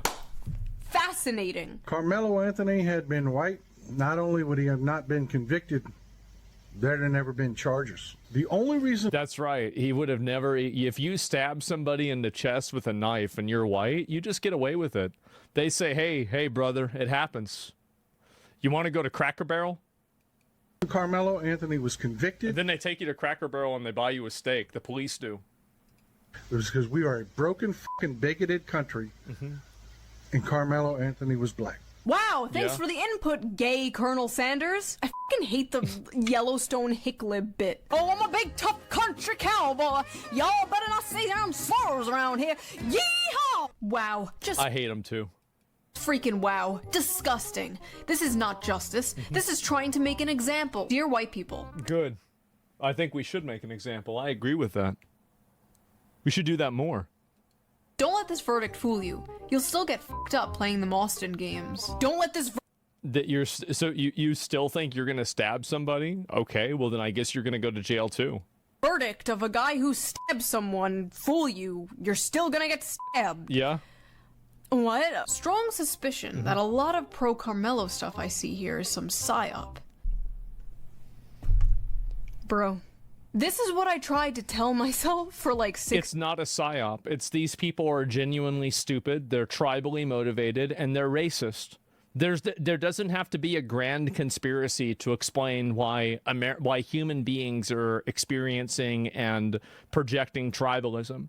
There's no grand design here. There's no ideology that's making anybody do this. It's just simply human beings behaving based off of the stimuli that caused them to evolve for thousands of years. This is what we've been doing forever. We've been doing that. We did this 1,000 years ago. We did this 3,000 years ago. We did this 5,000 years ago. And we're probably going to be doing it 5,000 years from now. The same way? Maybe not, but we'll certainly be doing it. 6 years about the online left. It's all a CIA psyop from the billionaires to make leftism look as unappealing as possible to the working class. Bro. Of course an all-white jury found a black boy guilty I just made a video about that, actually. Defending himself. Fuck you, racist white pieces of shit. Fuck you, racist white pieces of shit. That sounds extremely racist. Oh, you Black can't people say that. can't be racist, stupid hoe. It was not an all-white jury. There were Asian people, there were Hispanic people, and the black people they did ask to do jury duty in this case turned it down because they admitted they would be too biased. Like, they literally said they would just vote not guilty because Carmelo is black. On one hand, we gotta do something about this jury situation. We gotta solve this problem, by the way. This is a huge problem. Like, I don't think people recognize how big of a problem this is. When you have people that are willing to exercise own group own group bias in order to excuse murder, we have to solve this problem somehow. Like, whether it's a judge deciding, whether it's an AI thing, whether it's a different type of jury selection, whether, like, we can't let this happen. Something has to happen. Something has to change. Sort of a double-blind jury? Yeah, you need, like, a double-blind jury. You need to have some, like, this is functionally not tenable. I appreciate the honesty. On the other hand, what the f***? If they say, can you be fair?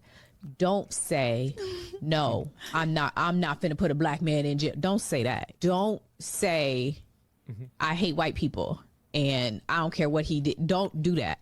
That's what people were doing in this case. It's actually crazy to me to see people saying about how much they hate white people while they're living in a white country. They're using a MacBook and they're speaking English. Like, bitch, what are you talking about? What do you mean? It's just, it's so delusional. It seems like a cultural issue. It's very clearly a black cultural issue.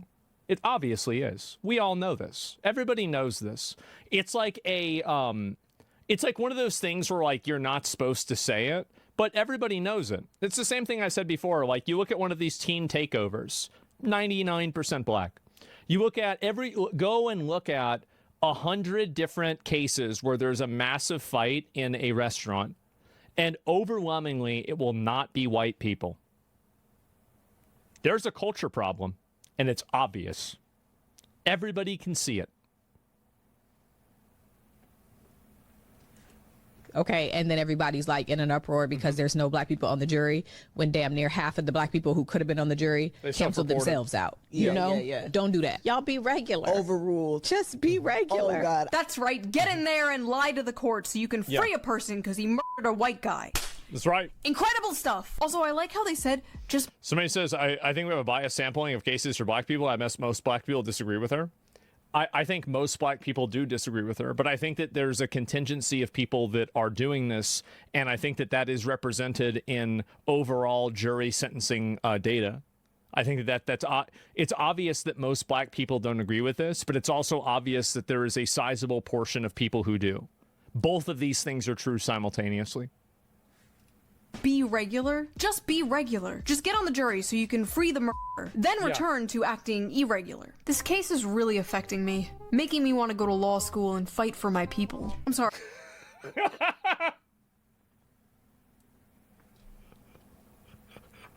Oh. Sorry, I'm confused. Your people being... Black murderers? people. Black people. Well, no, that's Is what that what you're talking about? Murders?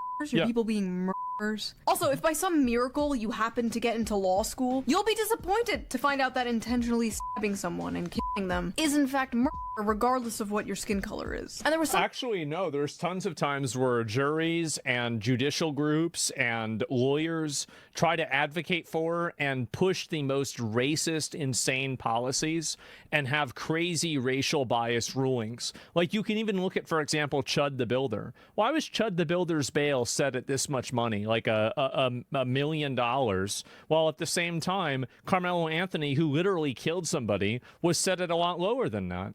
So very clearly, there actually is a bias, and I think that many people do exercise that bias. Like Jasmine Crockett, for example, said that, you know, she would have exercised that bias, and she was like an attorney or something. This is a huge problem. That's so toxic. Bias is literally the reason why crime keeps happening for that group. It is. Because, and this is the problem. The problem is that I think people don't understand the connection between, I don't even really know why, the connection between not policing areas and not putting people like Carmelo Anthony in jail and living in shitholes. If you want to live in a ghetto shithole where people are going around shooting each other constantly, then keep making excuses for shit stains like Carmelo Anthony. He's going around stabbing people.